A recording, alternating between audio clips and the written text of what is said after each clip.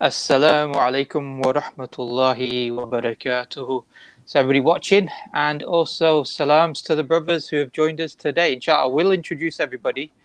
But before I do, I wanted to just quickly introduce the topic today. Now, I know many of the brothers who are regular watchers probably said, "Oh, you guys have not been on for such a long time," and I think we've been uploading things, haven't we, Yusuf?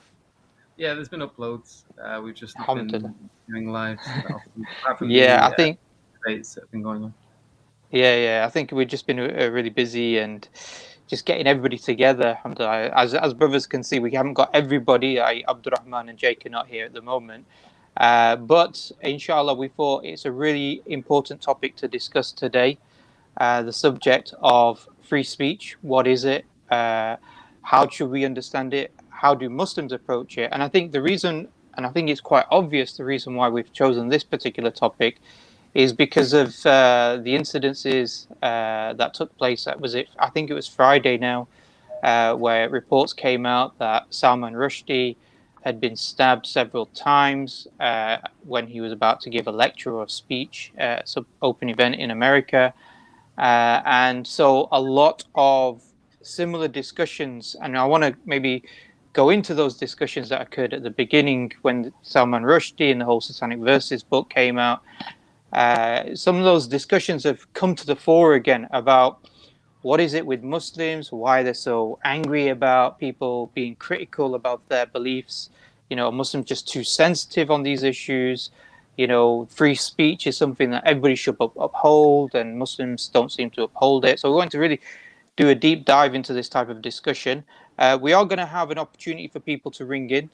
So we are going to, after the first introduction, which may be up to about Maghrib to about maybe just after Maghrib time, we will have a discussion amongst ourselves, and we'll open it up for people to come, join, ask questions, make comments, even challenge what we're saying as well today.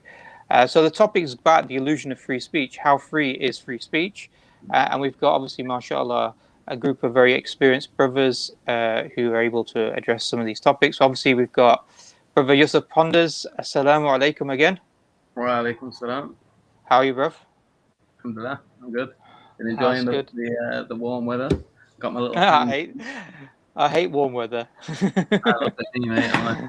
I'm not. I keep saying at work, and at work where I work is mainly white English native, English people, and I say I'm not built for this weather, and they look at me strangely, like you seem to be epitomize the nature of warm weather, yeah. But anyway, so I'm not very good with warm weather. We've also got brother, mashallah, AbdullahalAndalusiand, as many of the guys will know, people who follow his work. He's done many debates, discussions. He writes regularly on his blog and various academic, articles that address various subject matters from atheism, but also on the issue of secularism, liberalism. And I think you've also had a debate on this topic on free speech. Is that, or am I thinking something different, Abdullah? Yeah, a few times in the past, yes. Alhamdulillah. So, assalamu alaikum, Abdullah. Jazakallah khair for coming. Wa alaikum assalam. And we've also got a new guest who's not appeared on our channel, but is a good friend of mine. I've known him for many, many years, who also has done numerous talks, conferences, not just in the UK, but in other areas around the world, on various topics on the issue of Islam and politics, caliphate.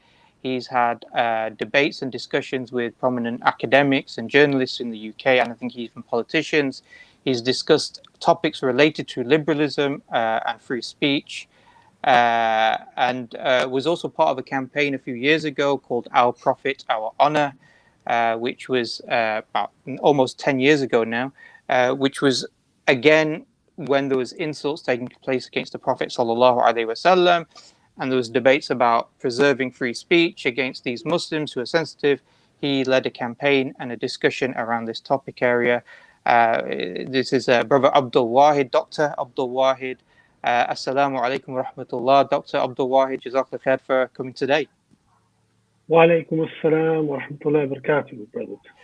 So, inshallah, we've got some really good brothers on the panel, and I really wanted to deep dive into, well, not deep dive, but just really sort of go into this discussion just not about free speech, but also the context of Salman Rushdie's Satanic Verses, because what's really interesting is I know, mashallah, brother Abdul Wahid, he's of the age where he remembers these things and lived through these things. I was quite a young person at the time. So, but I also remember this incident that occurred, and it was a very important, seminal moment, when it occurred for the Muslims in the UK, because it was in the late 80s. But many Muslims are unaware, because obviously, it's 35 or so years ago now, 34 years ago. So many Muslims are unaware. So, Abdul Wahid, you were at university at the time. So I don't know what your thoughts about that particular situation was at that time. What was the scene in regards to the Muslim community in the UK? Bismillah, alhamdulillah, salatu wa salam ala rasulillah. Yeah, the scene was very different, Sharif. I was at university. I was in my third year at university when the book came out. I don't even remember the Islamic Society at my university having any visibility, if it existed. Certainly in my class of medical students of 100, there was no sister that wore hijab. In the whole university, you'd see the odd one. Where I lived at that time, it was not a very Muslim-dominated area. In fact, there were not even many non-white people in that area. So I wasn't from like brothers up north, sisters up north who were in very concentrated Desi communities. So when things kicked off here, protests about the book, very much in those northern communities that led on that outrage about the book when it first came out. But it was a little while after it came out that the penny dropped about how bad it was. I was a very different person. I really vividly remember this. The term had just started. Where I was, there was a big bookshop which was advertising Salman Rushdie's new book.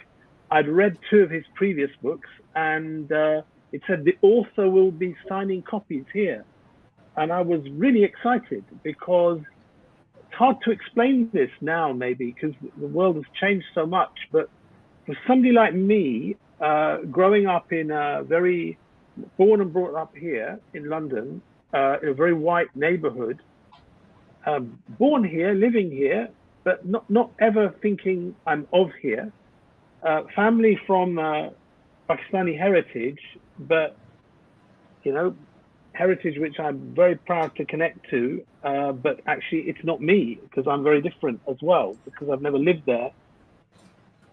So this guy who's a writer, Booker Prize-winning writer, writes books which are praised in Britain and the English-speaking world, which talk about themes which, very unusual for a guy like me, actually connect maybe more than they do to the average person who's reading Booker Prize-winning books. Okay, so very unusual time. So there was, talking about themes which were across the world, East and West, India, Pakistan, colonialism, anti-colonial narrative. So I was very excited that Rushdie's doing books. So I went to the book signing, paid some small fortune for a student for a hardback copy of the first edition of the book, had a little chat with him. He's interested to talk to somebody second generation. And he even said, yeah, we should meet up, very interested like that. And then took the book home and started to read it. And I don't know what the right word is for it, but either my intellect is severely lacking, or the guy has a serious problem with his writing style in the book. I couldn't read it. It's really convoluted, really difficult to follow what he's talking about. So I put it away. I wasn't interested in it. Beginning to regret my money that I'd forked out on it. And then the whole thing kicks off.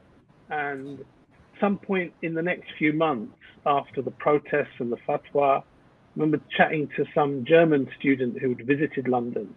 And strange enough, nobody really asked me what my views were on this, because I'm not seen as a very Islamic person. I was Muslim. I didn't drink, but really didn't know much about Islam, didn't connect much to Islam in my life then. And he asked me about what I thought about it. And I couldn't really answer him. And I wasn't going to jump on the narrative of, oh, you know, it's outrageous, there shouldn't be a fatwa against him. But nor could I say, yeah, it's really bad, because I hadn't read the book and I didn't really know what the details were about it. So later on in the year, I read it. I read it from cover to cover, just thinking I should try to understand what it is. It's very hard. I don't like to go into the details of my past, guys, because there's a lot of tawbah you do over the years but suffice to say, I was a very nominal Muslim, really. I was not somebody who, if somebody had made a joke about, I don't know, people doing salah or something like that, I don't think I would have got hung up over it. Yeah. I found this book really difficult to read when I got to the sections which were talking about the Prophet ﷺ, basically, and his family. I found it uncomfortable, stomach turning. I don't want to go into the details of how he uses language, how he talks about it. I think it's worth just explaining if people don't know. It's a thinly veiled, disguised attack. Okay, so it's one of the characters in the book is going mad, and he kills himself at the end of the story. That's a spoiler alert for you. He kills himself at the end of the story, and during the book he's having these dreams, and in these dreams he's dreaming of an Arabian prophet many centuries ago, and the name he's chosen for that prophet is a name that the Kuffar used to, in medieval times, used to attack the Prophet ﷺ. Very insulting name. It was a name of derision. And the way he's caricatured the Prophet ﷺ, the character that's meant to represent that, and the wives of the Prophet ﷺ, Allah be pleased with them, it's really bad. And probably at that time, with my lack of understanding of the rights of the Prophet ﷺ in Sharia on this issue, the biggest thing I felt about it was, how could he have done that? He's from an Indian Muslim background, and he'd know exactly how to stick the knife into those hundreds of millions of people that have a similar background to him, and he did it. And you know, I think going back to that time, somebody like me, I wasn't one of these guys hung up on my identity. I wasn't rejecting anything from either background I came. I felt quite comfortable navigating these things. But this was a moment where I kind of felt, probably one of the first moments in my life where I kind of had to choose. Am I with him or against him? And I was very clear in my own head, I can't be with him. So in essence, basically you're saying that even as somebody who wasn't at the time, and we're talking about 35 years ago, wasn't very practicing, and we're talking about a situation where I think a lot of Muslims identified themselves more with, a second generation Muslims identified themselves as like Asian, sort of with the Indo-Pak crowd, as opposed to be Muslim. Like you said, at university, there wasn't a visible ISOC at this time. You know, ISOC stands for Islamic Society, or MSA in America, Muslim Association, Student Association. So you had all of these types of, prominent, you had these types of nominal aspects with regards to Islam, but even then you felt really offended. Yeah. So it felt very uncomfortable. So it sort of goes to the heart of the problem, which is that, well, if somebody who's going to feel like that, who doesn't necessarily fully, engage with the faith at that time, then what would it occur in regards to the average, or not the average, but just the generally devout Muslims as well? Absolutely, and I think one of the turning points of that, I used to see the protests from up north, and I used to see those uncles with their big beards and placards and burning books, and I hate to say this, but frankly, I found it a bit embarrassing. Yeah,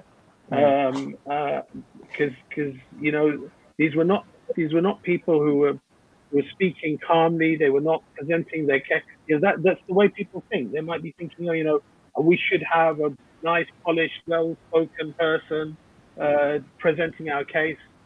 But after having read it, their presentation skills wasn't the issue. I'll be frank with you. That wasn't the issue. The issue was the book. Yeah, the issue was the book, and So I think that's very hard to explain to people here, isn't it, guys? Because they genuinely believe the best way for humanity to live is if every individual is allowed to do or say whatever they want to do, as long as there isn't a direct harm on somebody else. And they never think about wider consequences, collective consequences, how you ever could harmonize a society. Never think about those things. It's much more about my right or wrong. Yeah. We'll get that division over that division, I think. Yeah. No, Hamza, Jazaka, I think that's really important in terms of the context of what was occurring. Abdullah, is it the case that Muslims are just too sensitive? It's not interested in having anybody saying anything critical against Islam and Muslims. Muslims are just so sensitive. They're just, so basically, are they just too sensitive? Well, I'd say that it's not an issue of whether Muslims are sensitive, but whether human beings have a natural inclination to sensitivity in areas they find sacred or respect worthy. And that needn't be a person's religion or their belief in prophets or in the creator of the universe, but it could be something as more prosaic as a flag, for example. So you try burning a flag in France, you'll get arrested because you don't have the right to express yourself by burning a French flag. You try insulting a judge in a court, express free speech, just to say, I think you're a fool to the judge. And that's contempt of court, and you'll face jail time for that. And also, even in the United States of America, where people tend to mistake the federal laws to be the only laws that exist in the United States of America, when there's actually state laws and or local ordinances, which also have many restrictions on particular speech. There's actually a type of, that you're prohibited from using things like fighting words, i.e. The type of insult that is reasonably figured to incite an opposing person to violence against yourself, or just to punch you in the face, even though that's actually illegal to do so. So if you were to insult someone's mother to their face, to the point or to an extent or in a context where it would be reasonably suspected that the person would retaliate with violence, that is also illegal, even if the violence that they're retaliating with is illegal as well. So I don't know why people are looking at Muslims like we're somehow different to, or have a different nature to the innate human nature that all humans have. The only difference is that we have between human beings is that they all have different gods. As Muslims, we posit that we believe in the one true God, and others would say, or we disagree, we believe that nationalism is our God in all intents and purposes, if not in a literal sense. And they wouldn't tolerate insulting their country, or insulting their nation, or insulting their president, or insulting their courts, or a number of other things. You can't also slander people as well, slander people's reputation, even though you're not physically harming them at all whatsoever. You're just, you could be just causing offense. There's emotional damage. It's a tort law, i.e. Tort meaning it's an offense, it's a civil offense between person to person. They can sue you for emotional damages of hurting their feelings. And of course, as we know in English, in the law of England and Wales, there's laws against offensive speech, types of offensive speech, and in America also, on the federal level, they do not protect obscenity or obscene speech, which is very subjective in the United States of America. It really depends on your locale, how people react to what you want to express, whether it's deemed to be obscene or not. So the point is this, that Muslims aren't overly sensitive. We just believe that the creator of the entire universe and his messengers deserve more respect than poultry rags on a pole, or capricious, mercurial, fallible human beings. So of all the things that do deserve respect, surely the creator behind the reality itself is the most deserving of respect. Yeah. So Yusuf, in terms of this, this issue, obviously Abdullah's saying that everything. So he's saying that this is not unique to Muslims. That many non-Muslims, they have certain red lines.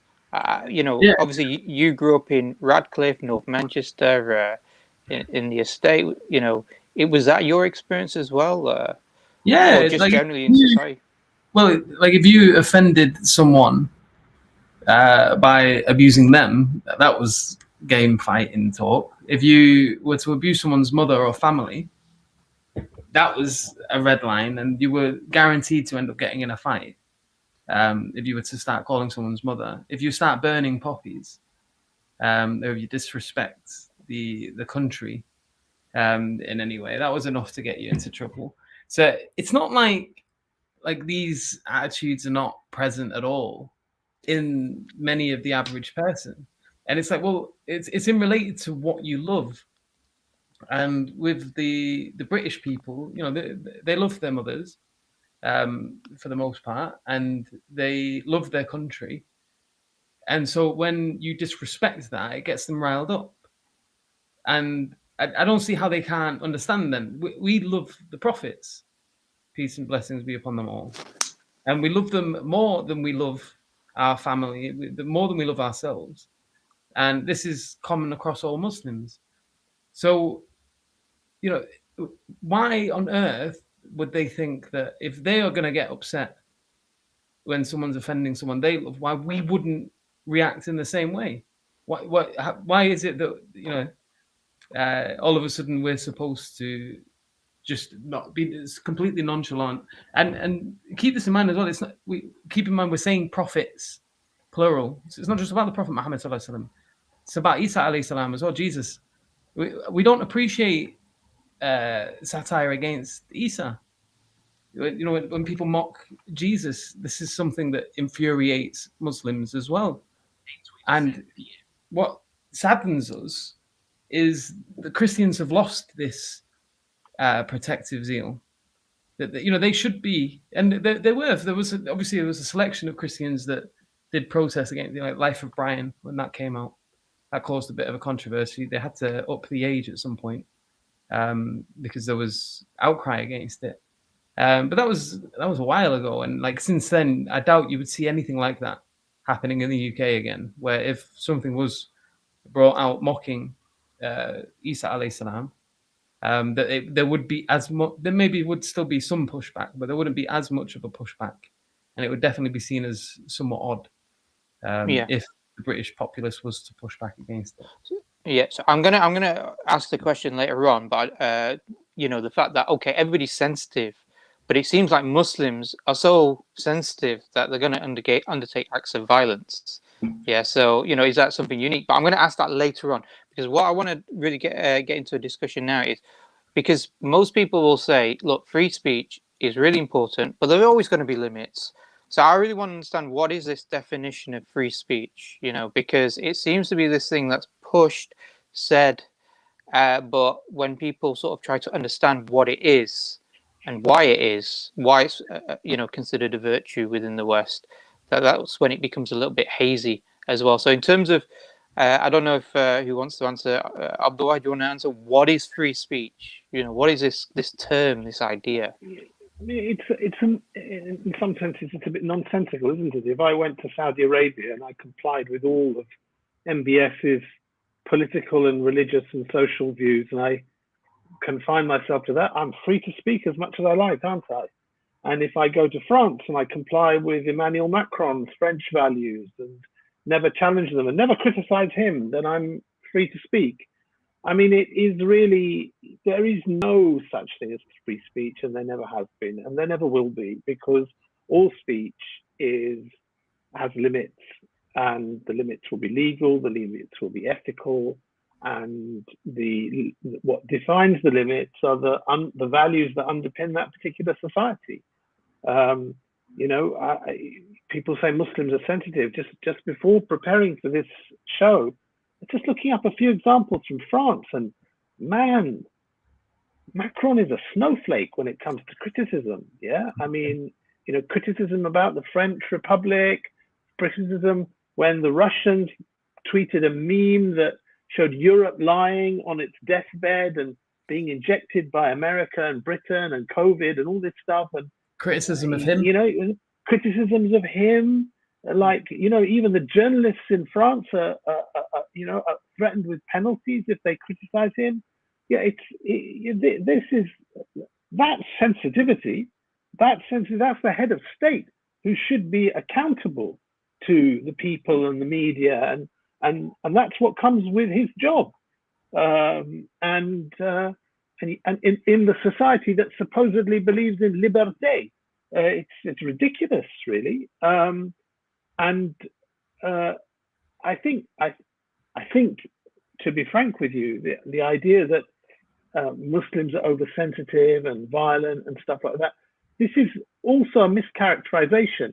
Unlike Macron, unlike Boris, unlike Biden, unlike these powerful states in the world that actually exercise some power, Muslims are not in that position. Muslims are a disparate number of people around the world who are overwhelmingly face hardship and political oppression where they are. This is what they call punching down, isn't it? This is not speaking truth to power.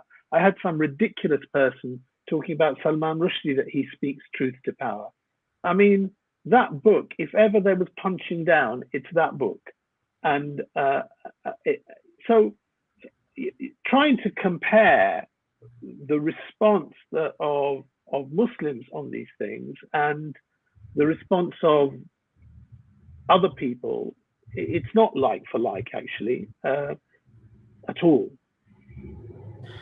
Abdullah, okay, so I think the point is that the term free speech is used, but the actual idea of free speech, or not the idea, the pragmatic application of free speech, doesn't really exist in any society. There are always going to be laws and restrictions, but where did this notion, where did this idea come from? What's its origin? Why was it so lauded that around the world they constantly talk about it? What also maybe as well, why is it that free speech is always juxtaposed with insults with religion in particular as well?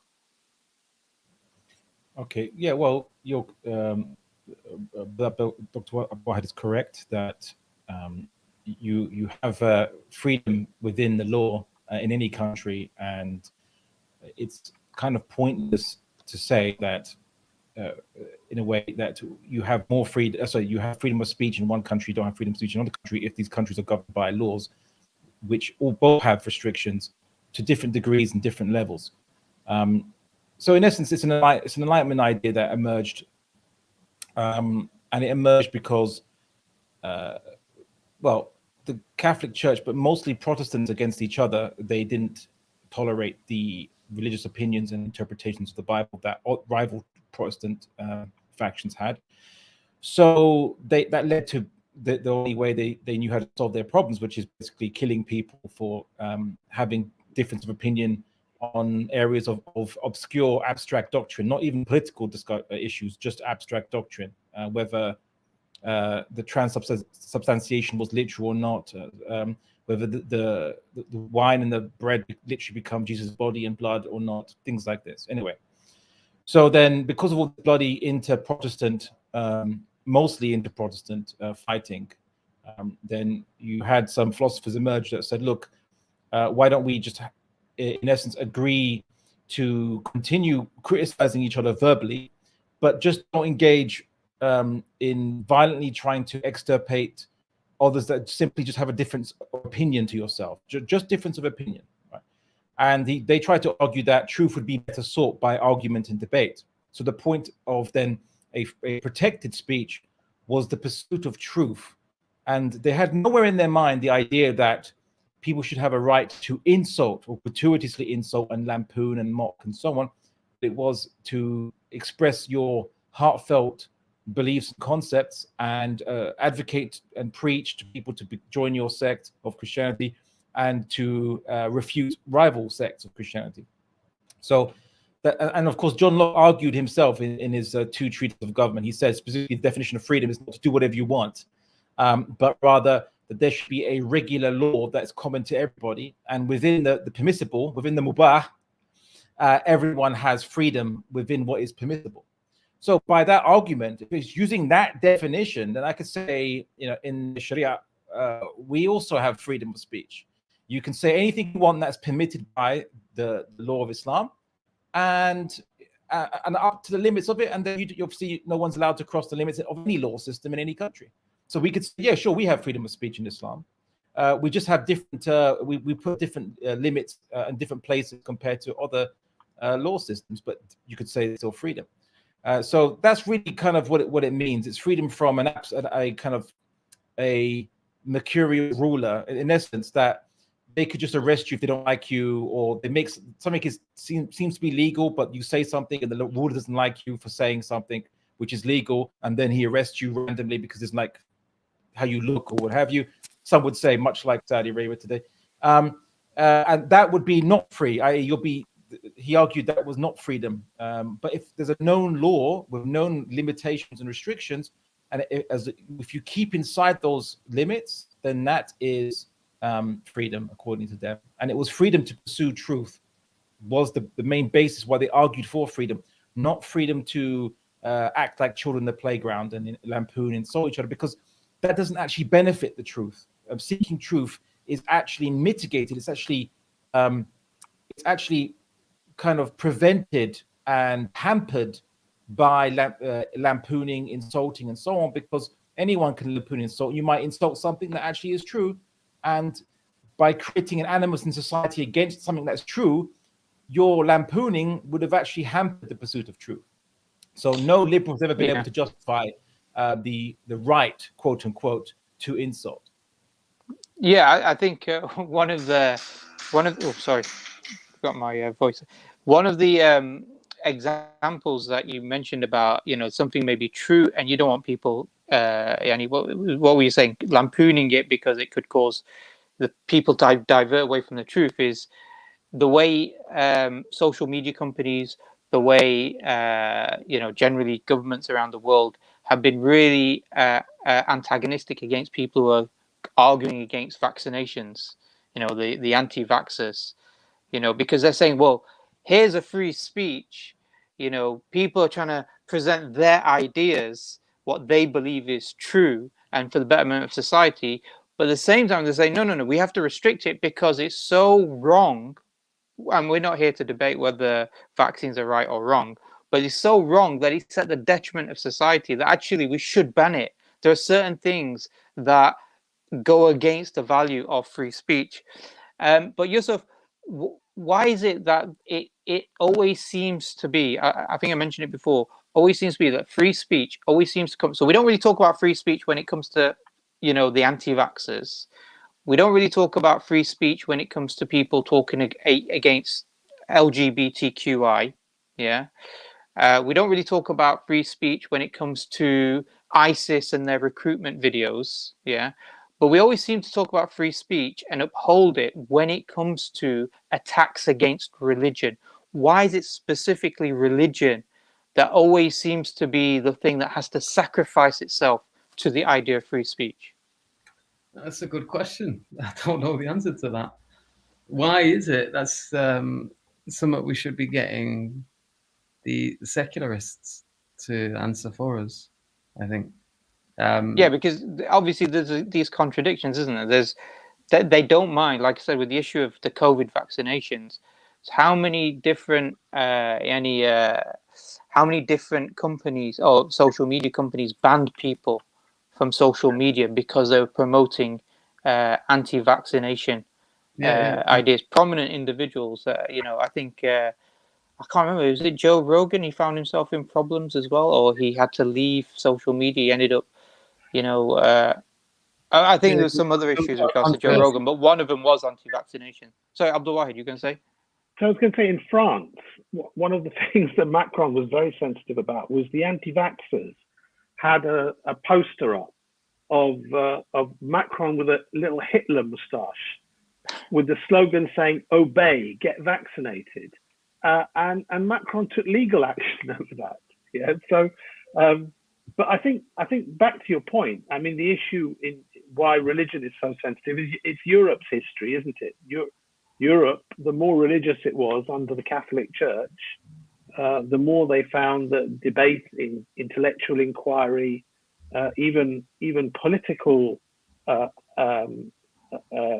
expression was all restricted, because the kings, the princes, the rulers were supposedly divinely chosen and endorsed by the Pope, and any questioning of Catholic doctrine was heresy, and you could be tortured and burnt at the stake for that. So when they broke through that dam, they found they could start questioning and progressing in a way that they hadn't before, and they view the whole world through that lens. So, but for us as Muslims, it's almost the reverse. The more the Deen of Islam was at the center of the society, the more justice we saw politically, the more intellectual inquiry we found, the more advancements in technology, the more harmonious the societies. And when all of that ended, in the 20th century, we've seen kind of division and backwardness, although that was the end product of a longer process. But it's wrong to kind of, they misdiagnose the problem, actually.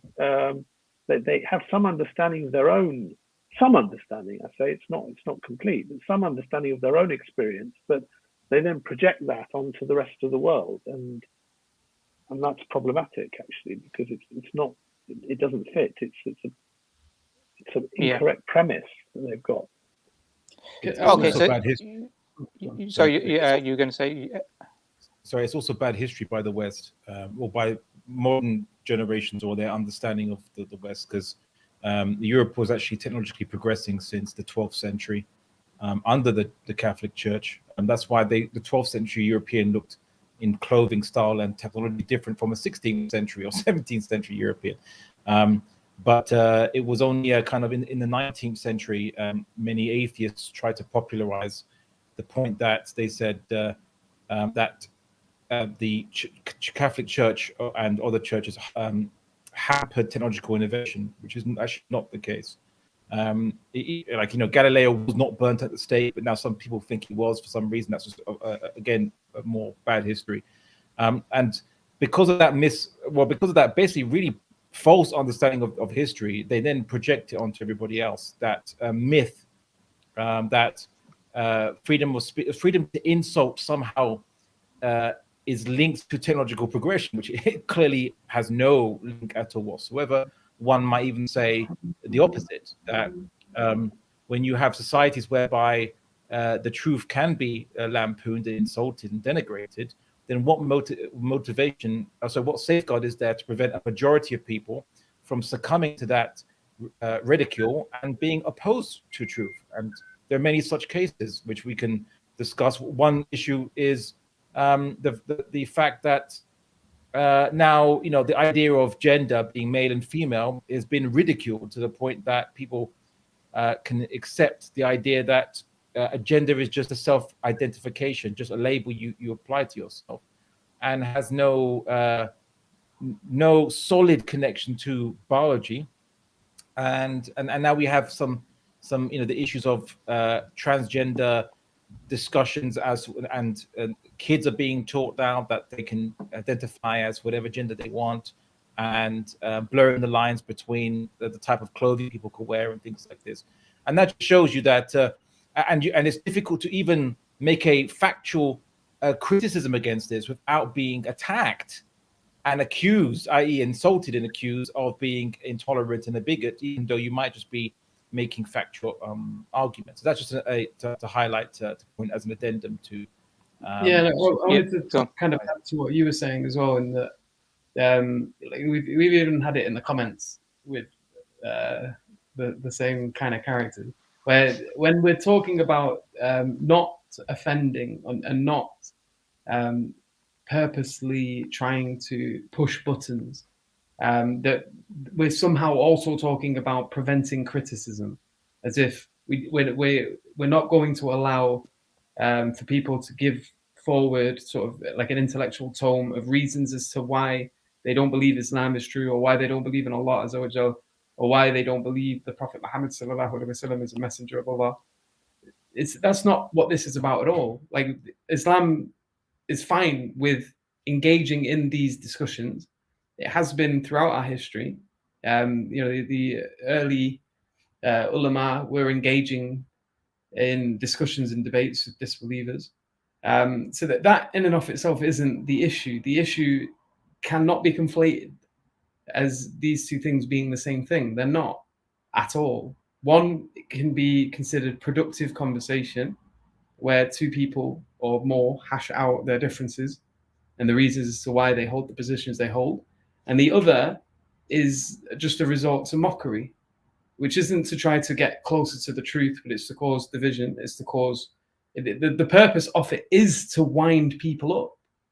What's the point of it otherwise? The purpose of it is to get people's blood boiling. It is to annoy.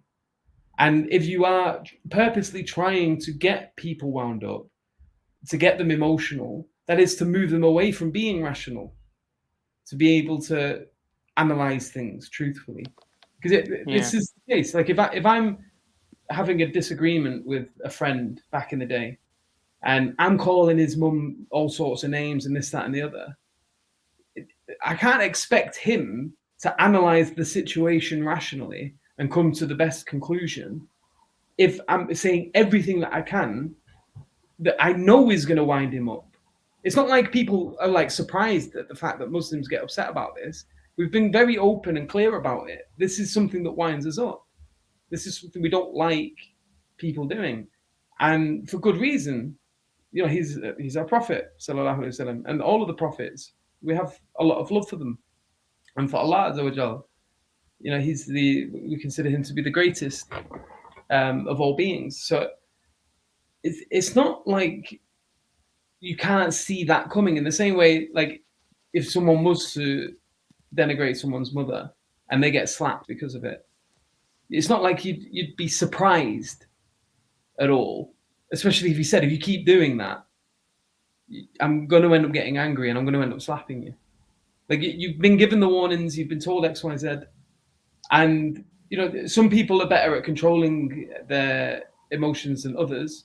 And when you have this huge population, Muslims are in, called, what is it, 2 billion of the population? 1.8 billion, yeah, something like that. Of course, you're going to have a portion of that population that's going to act in various ways. And what you end up seeing then is they hone the camera on the worst characters or the worst reactions. Don't know if you heard that, very loud. Yeah, we heard it. The drag race. And then it's, you have this extrapolation to Muslims as a whole, and it's like, and we have an analogy, and that would be like, oh, you've got these football hooligan Tommy Robbins supporter types who go out on the lash and they get drunk and start smashing things, and people see a video of that and then they start talking about the English. Oh, look at what the English do. It's not, that's not a fair generalization. You can't say, oh, here's an example of like the worst portion of this particular group. No, it's true. And but there's another point as well as this, is that if people are so if they think free speech is so important, and that if you ban insults, you ban legitimate criticism, then why is it they're not up in arms when it comes to the issue of anti-vaxxers? Because anti-vaxxers are not going around insulting people, saying, oh, you idiots, this, that, and the other, your mum's this, whatever it is, they say. But they don't say these things. What they're basically saying is that we don't think these arguments, we don't think people should have vaccines. It's going to do this, do this, do this. Now, they may be misinformed. They may be misinforming others, all these types of things. But the point is that they think they've got legitimate criticism.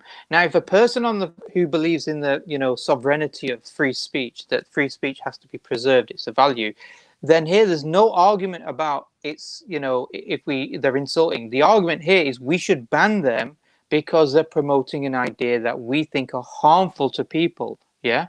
Now, that is an argument against even legitimate criticism, yeah, or a criticism that's done in a non-insultive way to be banned. So if you're going to preserve, if you're going to say we want to preserve the idea of free speech, you really should be focusing upon social media companies, Facebook, Twitter, whatever, YouTube. That those companies are the ones which are actually actively contradicting free speech. And obviously, as you mentioned, there's definitely a delineation between between insulting and legitimate criticism. And we want to probably get into that. But Yusuf, what do we want to do about Maghrib Salah? I know Abdul Wahid is in London. I think you just prayed now. Yeah. But should we leave Abdul Wahid to deal with all the comments? I was thinking maybe we could just break for 5 minutes. Yeah. You can go get some water and pray and do what we need to do, and then we'll come back and we'll continue the conversation. Yeah, guys, stay on the stream. Yeah, if we will be back. We'll leave the stream running. We're gonna have the message up saying that we're just gonna be break up for Salat al-Maghrib. So we'll be back in about 5 minutes or so, inshallah. It's just obviously it's one of those times now where Maghrib sort of comes in between us in the UK. That is, it's about 8:45 for us in the north. So it's just one of them. So inshallah, we will we'll just keep the stream going, keep listening. We're going to get into more questions. We're going to ask a question about the killing or the stabbings that have taken place. We're going to ask questions about how do you preserve legitimate criticisms. What does Islam say about all of these things as well, inshallah. And then we'll open it up to questions, comments, and criticisms and debates from the audience as well. So please feel free to stick around, inshallah. Okay, we'll be back in 5 minutes, inshallah. And until then, assalamu alaikum.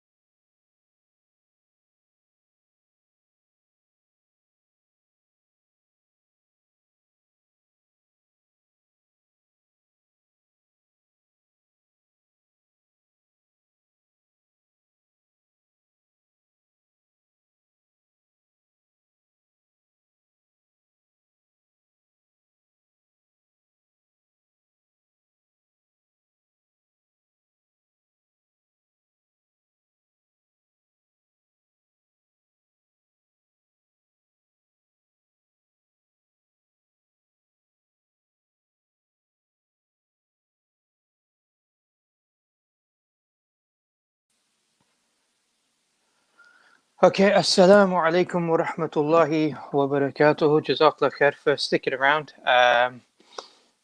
Inshallah, we're just waiting for the other brothers to join back on the stream. Just had a quick short break for Salatul Maghrib. I'll try and go through some of the comments actually. Oh, Abdul Wahid's here, alhamdulillah. So I'll have to, it's hard for me to do two things at once, which is go through the comments and also engage with the panelists. So I'll see if I can find any comments that catch my eye. Inshallah, we'll seek to address that. But while Abdul Wahid's here, maybe just to further conversations while the other brothers also will join us back, inshallah. So Abdul Wahid, I think it was John Stuart Mills. He said that, you know, his argument for free speech was it's a way of professing ideas, it's a way of searching for the truth, or inquiring upon the truth, and it's a way of holding governments to power. So you mentioned this point. So his argument was this, and I do, like I said, I want to get into a discussion about how Islam looks and addresses these particular topic areas: professing ideas, inquiring in the truth, and also holding governments to power. But you made a point, which was that when you read the book, Salman Rushdie's book, Islamic Verses, you said that this was punching down, not punching up. And there's this idea of satire, and I think it links back to the previous point that Yusuf mentioned earlier, which was, you know, what is satire? Why is it that it's seen as important? And how does this relate to this idea of punching up and punching down? Yeah. Yes, so satire, of course, was employed as a tool to challenge the powerful when sometimes you couldn't explicitly account the church or the ruler at the time. And it's a very powerful tool that's been used for centuries, really, hasn't it? But generally, what you find, those who are involved in satire, modern day comedians, there's an unspoken rule, which is comedians generally want all speech to be free. They want everything, nothing off limits. Okay, whether it's joking about disabled people or Muslims or black people, generally they want everything available for them to make a joke out of. But the unwritten rule amongst them tends to be that they then tend not to punch down. So, you know, even if they do make the odd joke about somebody from a kind of vulnerable community or something, they don't make that their dominant theme. Their dominant theme is usually there to criticize the ones with the most power. And I think I mean that Rushdie book is just one example, but I think the important thing also to mention about the Rushdie book is it did really open the gates of Islamophobia as we know it in the West.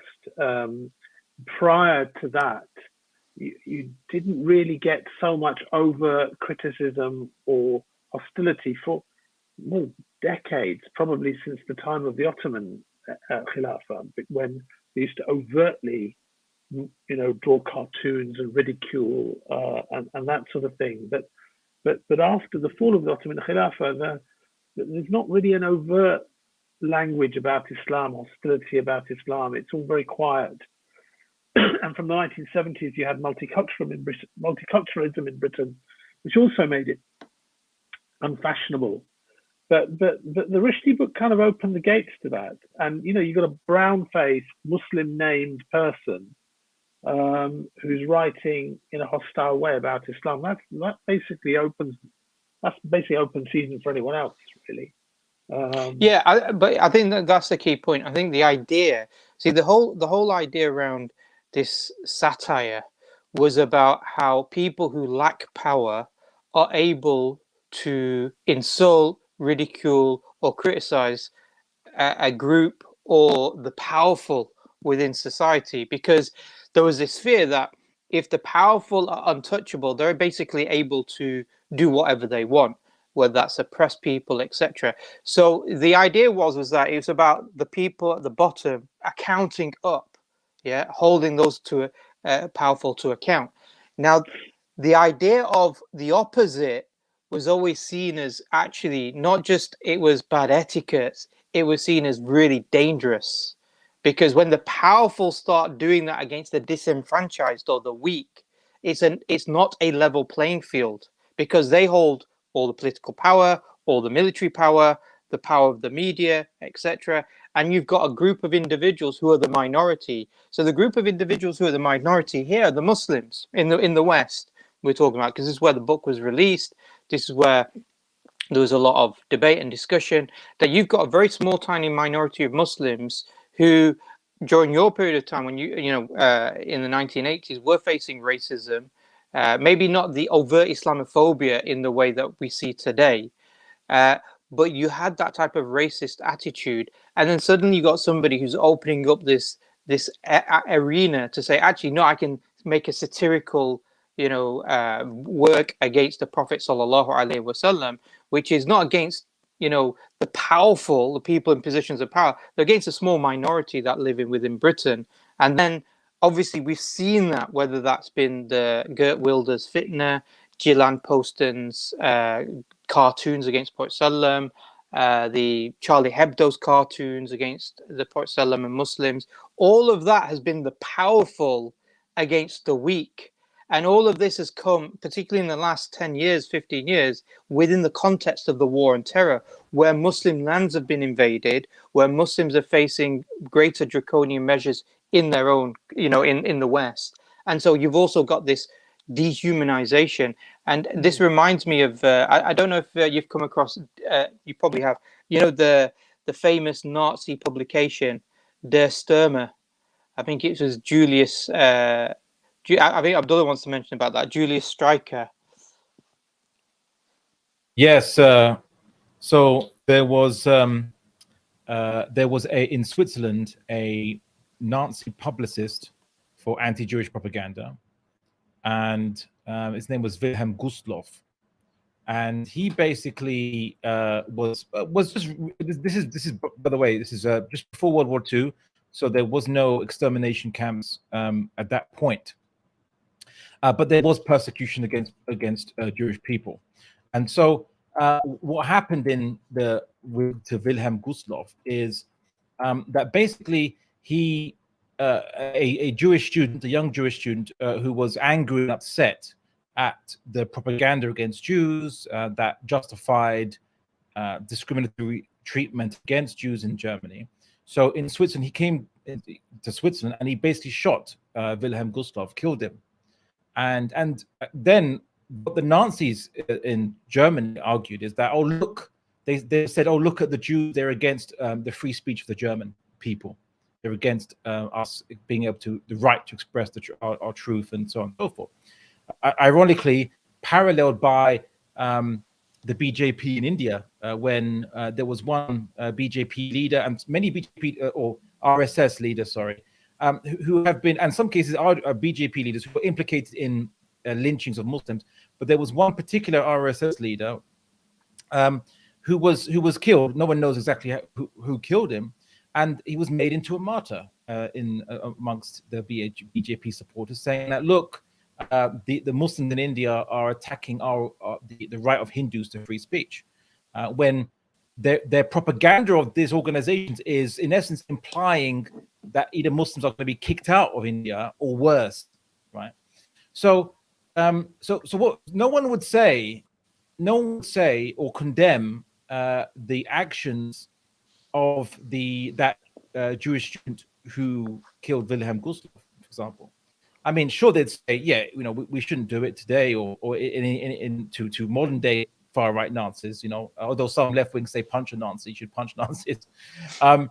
But basically, it just illustrates something that people would say today, oh, well, that was understandable. Perhaps they might say it was understandable because the Jewish student was angry at the propaganda against fellow Jews in Europe, the legal discrimination they were facing in Germany. This is before, by the way, the World War II, the death camps, all this. This is much more earlier than that, and they'll say it's understandable. So, and I actually put this forward onto, I think, on Channel 4. They after the Charlie Hebdo shootings, they where the magazine had said some really nasty things about the Prophet Muhammad, but also about Muslims, and also a kind of parroting much right-wing propaganda against Muslims. And I said that sure, the action is as a Muslim we'd say action is condemnable because it goes against Islam to break our covenant of security with the state we're living in. You can't just take the law into your own hands and go against the law that you're basically meant to at least be respecting under the covenant as a person that resides in let's say non-Western lands. However, in the West, they have made excuses for those who have undertaken violence against targets which are just, you could say, propaganda based, but not actually violent themselves. And I'll give you one more example, or two more examples, which is the NATO bombing of the radio television headquarters in Serbia during the 1999 in the Kosovo War, basically. Or rather, so hold on, NATO was bombing a TV station. Yes, yeah. Right. It was a civilian TV station. They said that it was basically it was giving pro-state propaganda, pro-Serbian state propaganda, and so therefore it was a valid target. In Iraq, Iraqi TV, the kind of Iraqi TV station or the state TV station was bombed during the 2003 Iraq War.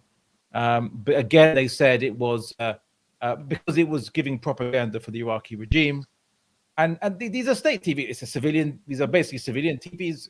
They're not. Yeah. They don't give orders and they don't command the armies. They don't direct armies on the ground. They're just for the civilians, obviously for the general people. But they were deemed to be valid targets, and no one condemns that, right? But that I think also people based on just their expression of a differing perspective. I think there's also examples of Al Jazeera in Afghanistan, their offices, a media outlet again, being bombed in both Afghanistan and Iraq, and journalists that were killed.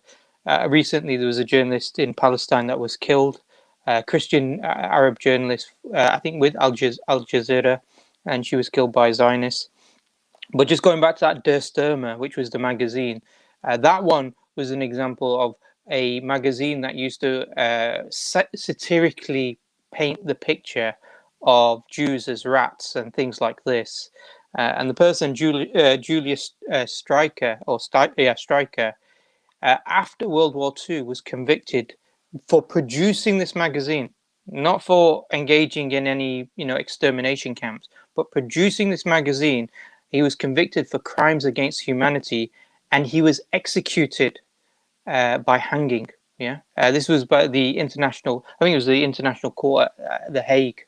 After World War II, where they looked at Nazi war criminals and basically executed them. He was one of them. So his crime was the fact that he made satirical content in his magazine against the Jews, which they said created the environment of demonization that led to the Holocaust. So the point here is this: is that when people say, it's just Muslims who are overly sensitive, or it's just Muslims who are sensitive and engage in violent acts when it comes to people's speech, I think what we can show is, no, it's not Muslims who are sensitive when it comes to speech, because as we've brothers mentioned the examples of anti-vaxxers or various laws that prohibit speech, or the fact that Macron himself, from France, bans the hijab, which is sort of an expression, or sought to prosecute people who are insulting him. All these types of things, they demonstrate an example that this isn't just a Muslim issue. And secondly, as Abdullah's given numerous examples where violent action has been justified on the basis of what people have said. So it's not just the case that it's Muslims who are engaging in violent actions, even whether we agree or disagree, it's a separate point, in terms of the fiqh of it and things like that. But actually the fact that violence does take place, and it's been justified as being moral, even under a Western liberal secular standard. Just to move on, because time's a bit short and we want to try and get the call. I don't know if we want to send the StreamYard link to it. But just to move on, and maybe to ask Yusuf as well, while he does two things at once. So Yusuf, Okay, so there's this idea that if you criticize, or if you say that we shouldn't allow the mocking of certain things, that you're going to create a problem where you're not going to get legitimate debate taking place and the ability to search for truths. Yeah. So how is it under an Islamic paradigm? This is sort of, isn't that a problem? If you're not going to be able to criticize what we believe are sacred things, then you're not going to progress society. So you muted yourself, I think. Sorry, repeat the question. Yeah, so it's just this idea that if you can't criticize, insult religion, then basically you're cutting off the ability to make any criticism against religion, not just against religion, but then you create this knock-on effect where you're not going to have the pursuit of truth anymore. You're just going to have people protecting their own positions, So what they believe is sacred. When we're studying philosophy, we're told about the distinction between reason and rhetoric. And there's a lot of emphasis put on how if you're trying to achieve truth, you do so by getting rid of the rhetoric and by putting it to the side because it isn't necessary in order to find truth. The whole point is that you get to the bare bones of the argument. What are the particular reasons and what's the conclusion? And why, is it valid? Are the reasons being given true or false? Do they follow? Does the conclusion follow necessarily from that? That's what the discussion's about. And it is commonly understood that rhetoric interferes with that. And that is why we remove it during argument reconstruction and analysis, because it's just not conducive to analyzing arguments, to getting to the truth. So if someone has, some sincere criticism, so for example, if they've got an issue with, anything in Islam, the fact that it mentions slavery in the Quran, at the age of Aisha radiallahu anha, if they can come and they can give a syllogism and they say, this reason, this reason, this reason, therefore this, and they put that forward respectfully, and they just say, so, let's have a discussion about this. There's no problem with that. And we can achieve, a discussion, and we can, have a back and forth. We can have a dialogue, and that can all be productive and lead towards the achievement of both parties coming closer to truth. But if you add into that, and people understand this, because the same people that sort of give Muslims grief for getting upset about these type of things, when they're watching debates, they don't appreciate it when the Muslim resorts to offensive language and starts chastising their interlocutor and things like that. And when the Muslim interlocutor is making use of rhetoric, this is something frustrating. They don't like it. But then in the same breath, they want to move towards this notion of, all of a sudden it's going to be completely fine. And it seems to be the case that it's not that Muslims are overly sensitive. It seems that a lot of people are overly sensitive about Muslims being sensitive about anything at all. And that seems to be the biggest issue, because I think we've given enough examples here to highlight that there is a more concern with the Muslim community than there is anything else. We've got there's whole articles that have been published in academia that point out that despite the fact that Muslims don't commit as high a percentage of the amount of crimes as the media would have you believe, that they get uncountably, well, not uncountably, very countably, because the academic papers did count them, they get exponentially more media coverage for the same acts than any other type of person. And like there was, for example, you have an honor killing, or there's someone who is tagged as Muslim, and then he does something terrible to his family. There was one particular case that there was more articles and news reports written about that one case than there was of every other case combined. And you've got to ask yourself, what is this obsession about? Why is it that everyone seems hypersensitive about Muslims being sensitive, and that sensitivity isn't transferred consistently? Yeah. If I may say, if a Muslim commits violence or murder due to, let's say, being angry at a partner or being jilted by a prospective marriage prospect or what have you, they call it honor killing. Yeah. If a non-Muslim does it, it's called a crime of passion. So that's the definitions that the West goes on, which is it depends on the person doing it, their religion, and they give it different descriptions, which is obviously somewhat hypocritical. Yeah. And then when they're looking into it and they go, oh well, why is it only Muslims that commit honor killings? It's like, well, if you search that, you're not going to get results for people that are non-Muslim, because they're not being referred to as that. So that's why they're not defined that. They're defining it differently, and so it's really frustrating. So I'm going to share the link for the StreamYard. I mean, isn't it right that Will Smith's slap at the Oscars was an honor crime in one respect? It would never be described as that. That's right. That's exactly what it was. It was specifically about the honor of his wife, and that he was incredibly upset about that, and he was trying to defend her honor. And so Abdul Wahid, just on that, just to move on that point as well, in terms of the other argument, like John Stuart Mill said, was that if you restrict free speech, or one of the arguments for free speech is to hold the powerful accountable. Yeah. So I think from an Islamic paradigm, we have this idea that we have this debate, discussion, and dialogue with people of other faiths in order to pursue the truth.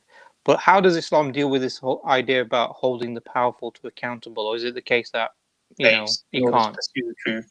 But how does it? Let's just say, look, somebody like John Stuart Mill is trying to figure it out for himself, isn't he? So he's trying to figure out how you hold the powerful to account, how you allow intellectual inquiry to grow. And I doubt if you asked him, he'd say that he had absolutely the right answer. So when people try and hold that standard to today without looking at the consequences of some of these things that we've talked about today, and others that we haven't really talked about yet, I think, we should appreciate that standard is not the gold standard. It's not a perfect standard. I think of the print press as a really good example. The print press in the West often has great stories accounting political leaders, exposing corruption, the MP's expenses and all these things, which is the kind of thing everyone should love to see in terms of holding political power to account. But with that comes the tittle tattle about Love Island and the gossip columns and the tabloid press and the Wagatha Christie trial and rubbish, which it does demean society. And in fact, the Love Island stuff, I think I'm right in saying there's stories like suicides of people who've been on this program because they're so affected by that aspect of the free media as well. So, okay, if you want to hold up that standard as the right standard, then accept it for all that it is. If you love the free media that holds political power to account, then also accept you've got a whole lot of toxic media that comes with it that really doesn't enrich society in any way. It sells copies of newspapers, makes big money for somebody somewhere, but it doesn't actually enrich society, and it actually probably harms people in many ways. It degenerates society as well, you could say. Degenerates society, thank you. I mean Islam has a so just to remind them, doesn't it? Yeah. Sorry, Abdullah, you're going to say sorry. Oh no, brother Dr. Wahid can go ahead first. I'll speak after. I think Abdul Wahid finished. So you were going to finish your point. Abdullah, you speak, and then Sharif can open up the discussion on the Islamic viewpoint later, inshallah. Okay, I just wanted to add to your point that, in essence, the Western concept of freedom of speech, as already been iterated, is firstly was actually much more restricted than people think it is today. They think it's just say whatever you want, but then they would say, well, actually, you can't say anything you want. And the question is, well, how do you justify where the limits are set? So they'll say, we justify that limits should be set where physical harm is entailed. So they'll say you can't you can't tell people to commit murder. You can't incite a riot or incite people to commit murder. But then you say, well, but don't you believe in free will? I said, yes. So if I tell someone to commit murder, do they no longer lack a decision on the matter? Will they be compelled to follow my instructions? And they'll say no.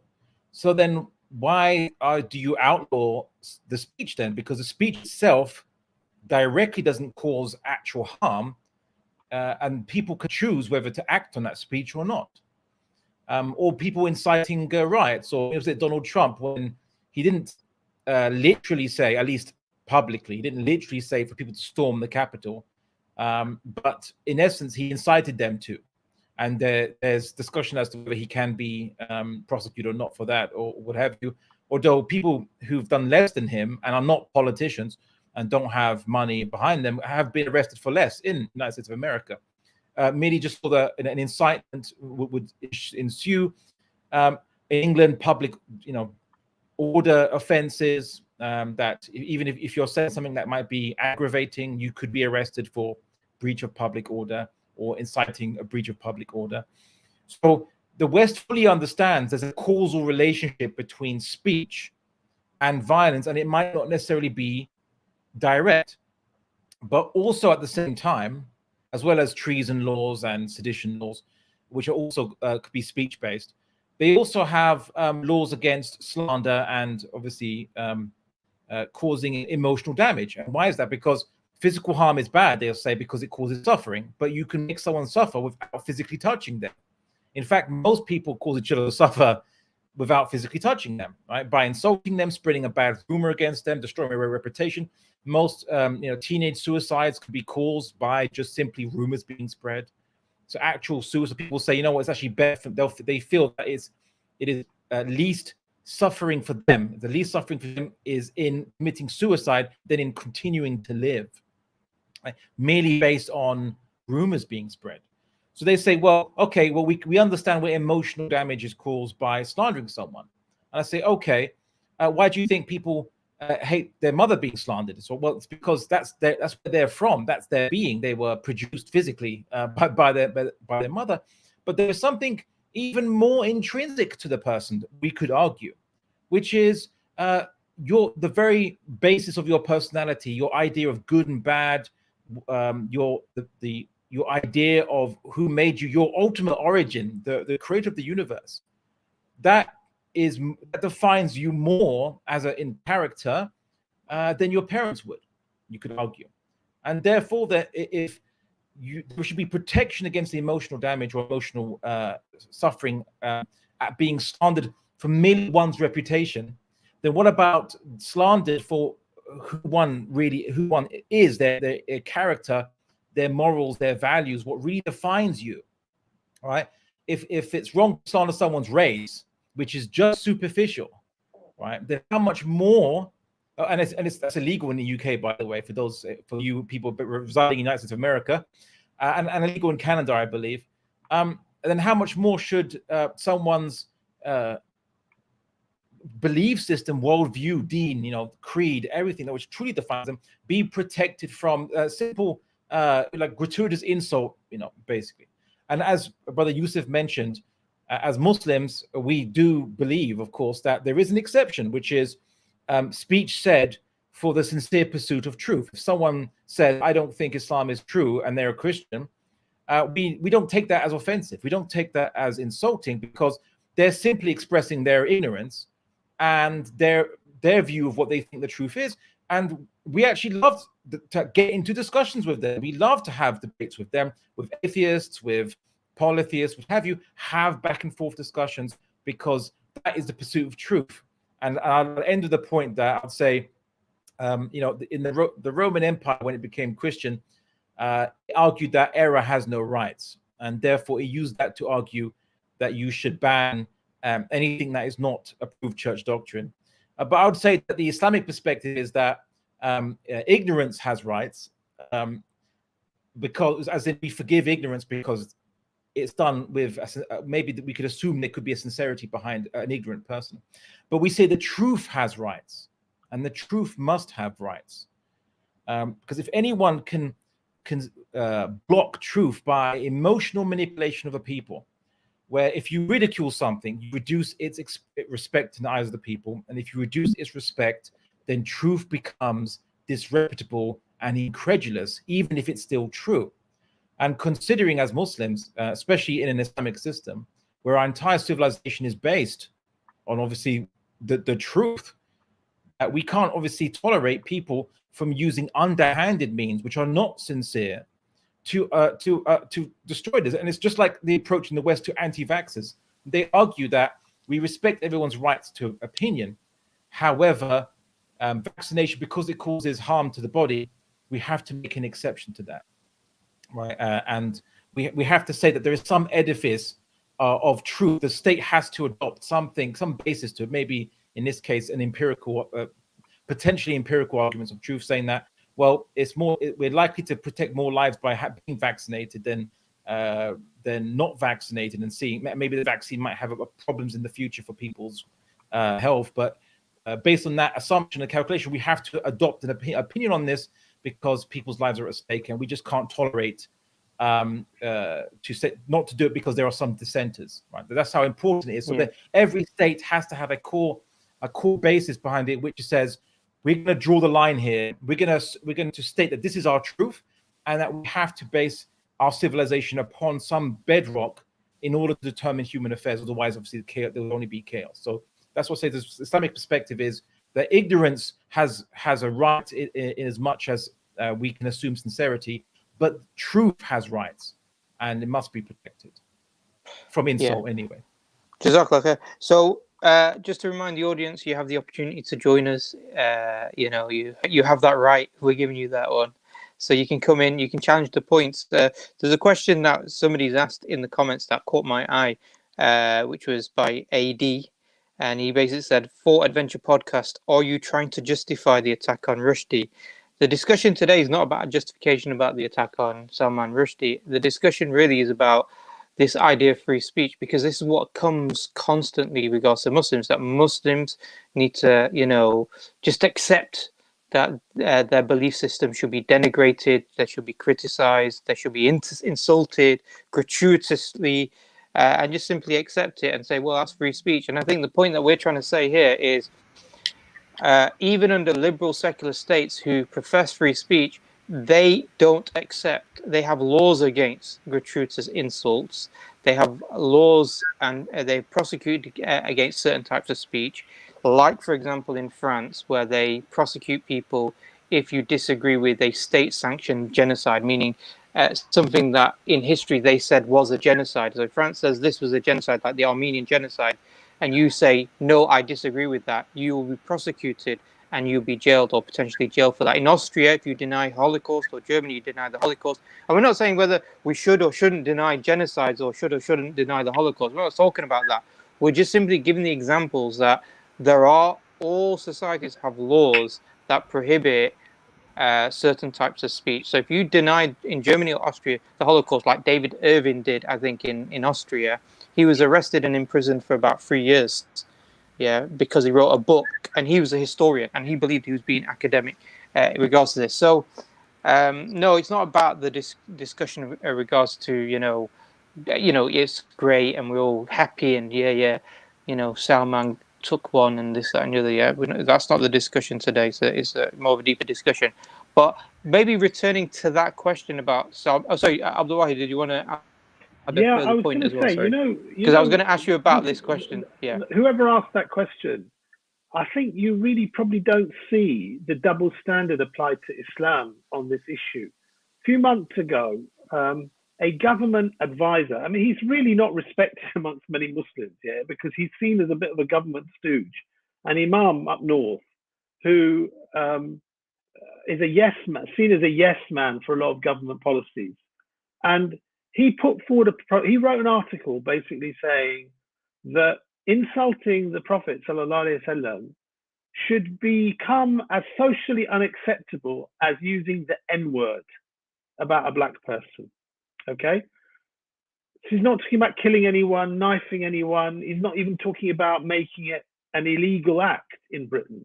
He's just saying it should be as socially unacceptable because people should realize the level of hurt and injury and offense it causes to millions of people. And he was sacked from his job as a government advisor.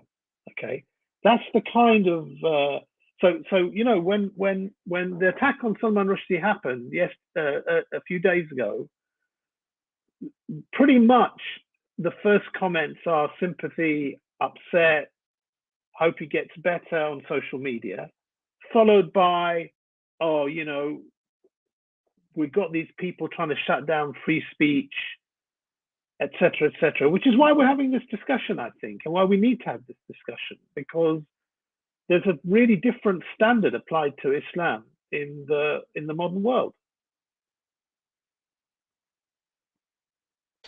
Yeah, Just, definitely. so I think we've got somebody in the background, but he needs to put his camera on before he's allowed to join on. In the background, you just put your camera on in the background. You're not on the stream yet, and then you can switch your camera on, and you come into the studio. We just do that just because some people are a little bit put inappropriate stuff on when they come on. Yeah. So if you want to join us, inshallah, just put your camera on now, and then give away. Yeah, and then you can. But Abdul Wahid, while hopefully he does that, Abdul Wahid was going to ask a question also, which was in relation to this. Look, you know, we were talking about the sensitivity of Muslims, and we're saying, oh, look, Muslims are really sensitive. You had somebody who, what people say is derogatory against what Muslims hold dear, and you've got a state like Iran issuing the fatwa. Yeah. In fact, the term fatwa nowadays is perceived as a death sentence, isn't it? Which is the funniest thing. That's right. Yeah. So, you know, just for people that don't know, fatwa is a legal verdict about a specific issue at a specific time. So it could be like how to pray. It could be about my mobile phone. It could be about, you know, it could be about eating grapes. It could be all kinds of things, basically. Yeah. Yeah, but yeah, so you had a state-sanctioned violent act being perpetrated. You don't have this in the West. You don't have states that go around killing people just because of what they say, do you? Well, you have who's that Iranian general? Qasim Soleimani was obliterated by a U.S. missile, I think, just a few months ago. That, by any measure of on any legal basis in the world today, that's an extrajudicial assassination. And a whole bunch of Iranian nuclear scientists have been assassinated by somebody somewhere from a state. Yeah. So I don't think it's right to say that states don't assassinate people. If you watch enough episodes of Spooks, you'll be led to believe that the intelligence services regularly knock off the odd person here and there that they find they can't deal with in other ways. I think, in truth, probably in every country around the world, intelligence services do that from time to time, and that isn't add Ayman al-Zawahiri as well to the list. He's like over 70 years old. His organization is defunct. He's an old guy. He's no longer doing any operations that make him currently a threat, or even a threat in the future. So he basically he's finished. He was finished. But and the United States of America, when they found out his position, they bombed this old guy. I mean, they could have maybe tried to arrest him and take him to court or what have you, but no, they're just going to kill him for crimes in the past that they were before without a court case, and that would be extrajudicial killing. And an example to add to the list, brother. Sorry, go ahead. Yeah, no. It's a good point. There are several examples where people who have been accused of violent acts, no trial, no due process, have had their citizenship stripped and then been killed by missiles and stuff in many situations in the world. So these are not. I mean, it's not right to say that states don't do these things. States do these things all the time. Obviously, in the West, we hear about the high-profile cases, probably mostly from Putin, don't we? So Alexander Litvinenko being assassinated and the Salisbury poisonings and these kind of things become very high-profile cases. But we'd be naive to think that there aren't tit-for-tat things going on all around the world, to be honest. Yeah, and I think there's other examples as well. So, for example, you had Sheikh Ahmed Yassin, who was seen as the spiritual leader of. See, Ayman Zawahiri, people might argue, well, he was head of a militia, whatever it was, yeah, terrorist group. Sheikh Ahmed Yassin was a paraplegic. He was in a wheelchair, yeah, and yet he was targeted for assassination by the Israeli state. But there are also other examples, like, for example, Julian Assange, yeah, or Edward Snowden, who they've not called for violence against America or the West. They just leaked information that they believed demonstrated how America and some of the Western countries were undertaking oppressive actions against their own citizens, like Edward Snowden said, exposed a lot of the domestic spying that was taking place by the American government. Now the American government have issued a warrant for his arrest, and he's looking at potentially decades in prison. Julian Assange is in a British prison waiting extradition to America, which he's trying to fight, and he's potentially again facing decades in prison because he released it. So states do issue fatwas, yeah, in the context of whether that is the drone strikes that we've seen by the CIA, where they've targeted people because of what they say, Anwar Awlaki and his 16-year-old son, as an example, or Israel with Ahmed Yassin, or they issue arrest warrants against people that they deem to have released information, said things that they believed was contradictory to their particular interests. But we've got somebody on who's come on, who wants to maybe raise a question, quick comment, and then we'll let the panelists answer it, inshallah. Yeah, assalamu alaikum. Wa alaikum salam. Yeah, I would like to say, as an Iranian that has been 43 years involved in politics, would like to say about this fatwa that Khomeini put on Salman Rushdie, why he did it, despite Salman Rushdie had written that book 1 year before the fatwa. Khomeini, he always wanted to, to solve the problems inside the country by oppressing people inside and exporting the problems outside, like terrorism. And he started a useless war with Iraq in 8 years. And then after 8 years, he was forced to make peace with Iraq. And because he was saying always in all these 8 years that we have to fight, we have to win, we have to occupy Iraq, and then we have to go and occupy, Israel and so on. The way to Jerusalem is through Karbala. He was saying all these things.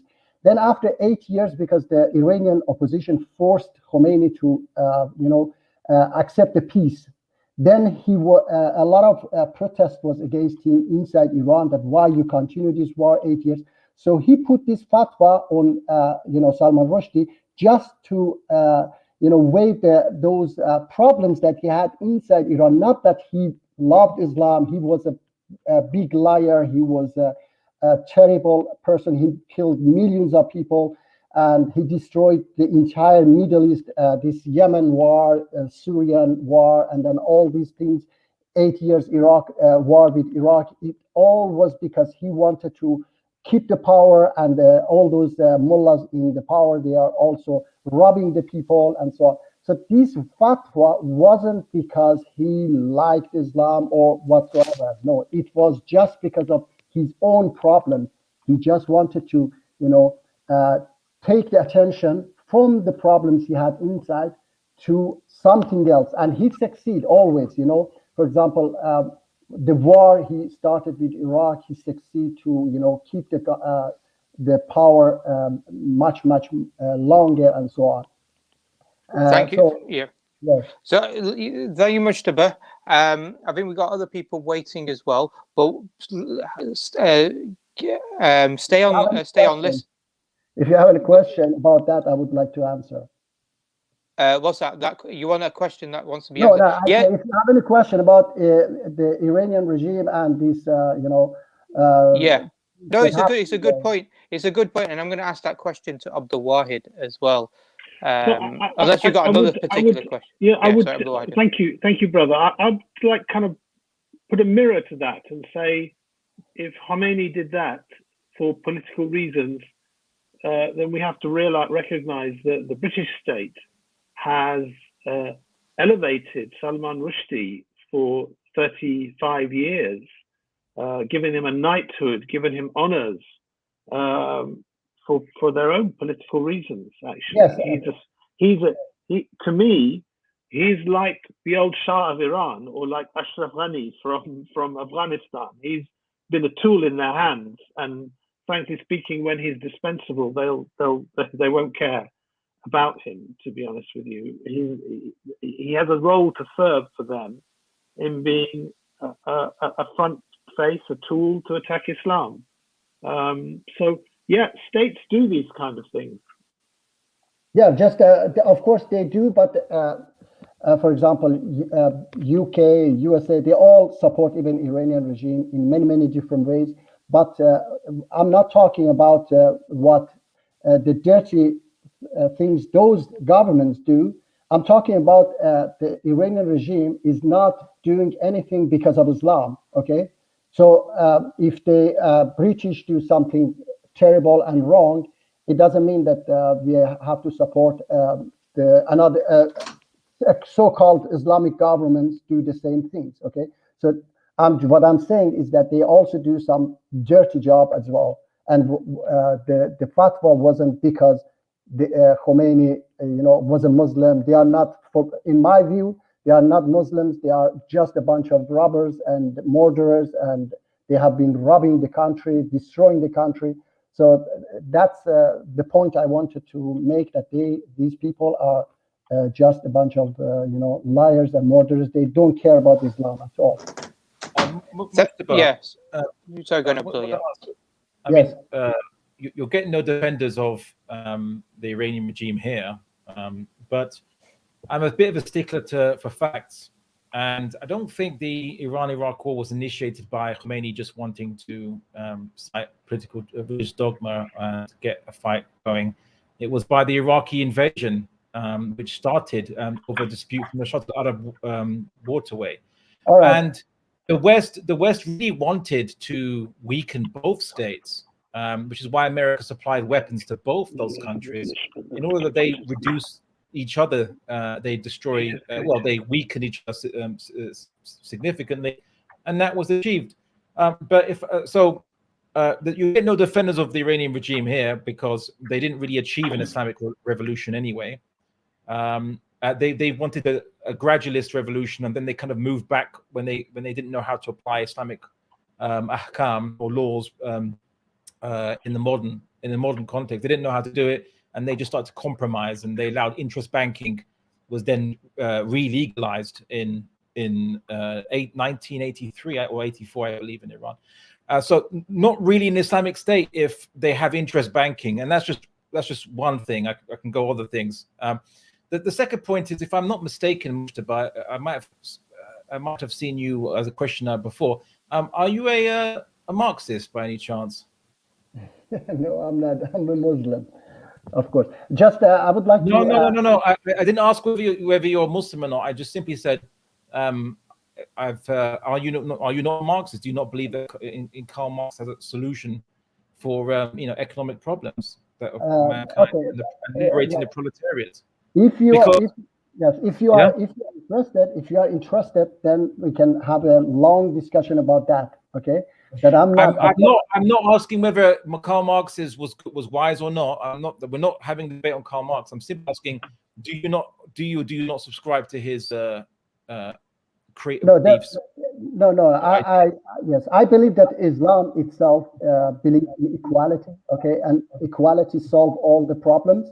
That's my belief, that Islam itself. He's asking you. Can you answer his question? He's asking you specifically about Karl Marx philosophy. Do you subscribe to it or not?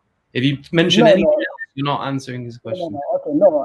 I say Karl Marx, he was just a human, and he couldn't think about everything, and his ideology will fall because he was just a human. He couldn't think about every aspect of the problems that his ideology can cause. Okay. But I believe that Islam has Allah has taught in about the things that he did think about, Mujtaba, in the things that he did think about. Do you think that he has a good point on economics?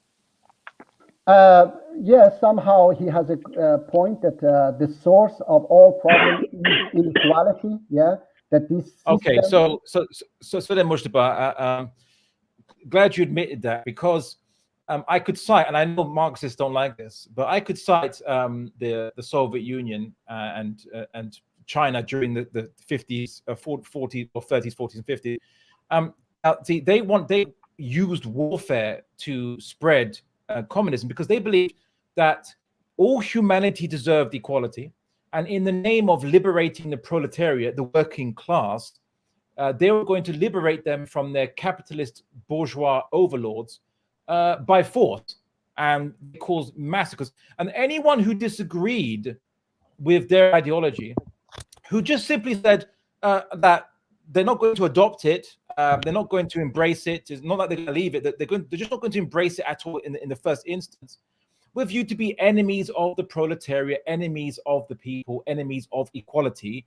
And there was a place that Marxists had for them, which was gulags, summary executions, executing their families, and so on and so forth, because they were materialists. So I find your criticism of Iran, though we're not defending Iran here by any means, but I find it rather hypocritical in your case, because the worldview that you might espouse, in the name of equality, people have committed heinous crimes and justified it completely rationally according to the calculus of Marx. As in, if you believe these set of creeds, then this naturally would entail that you should liberate the mankind and the proletariat against their oppressive overlords, and anyone who disagrees with it is a pro-bourgeois oppressor of the working class. So do excuse me if I find some of your criticisms probably a little hard to take seriously, knowing your creed.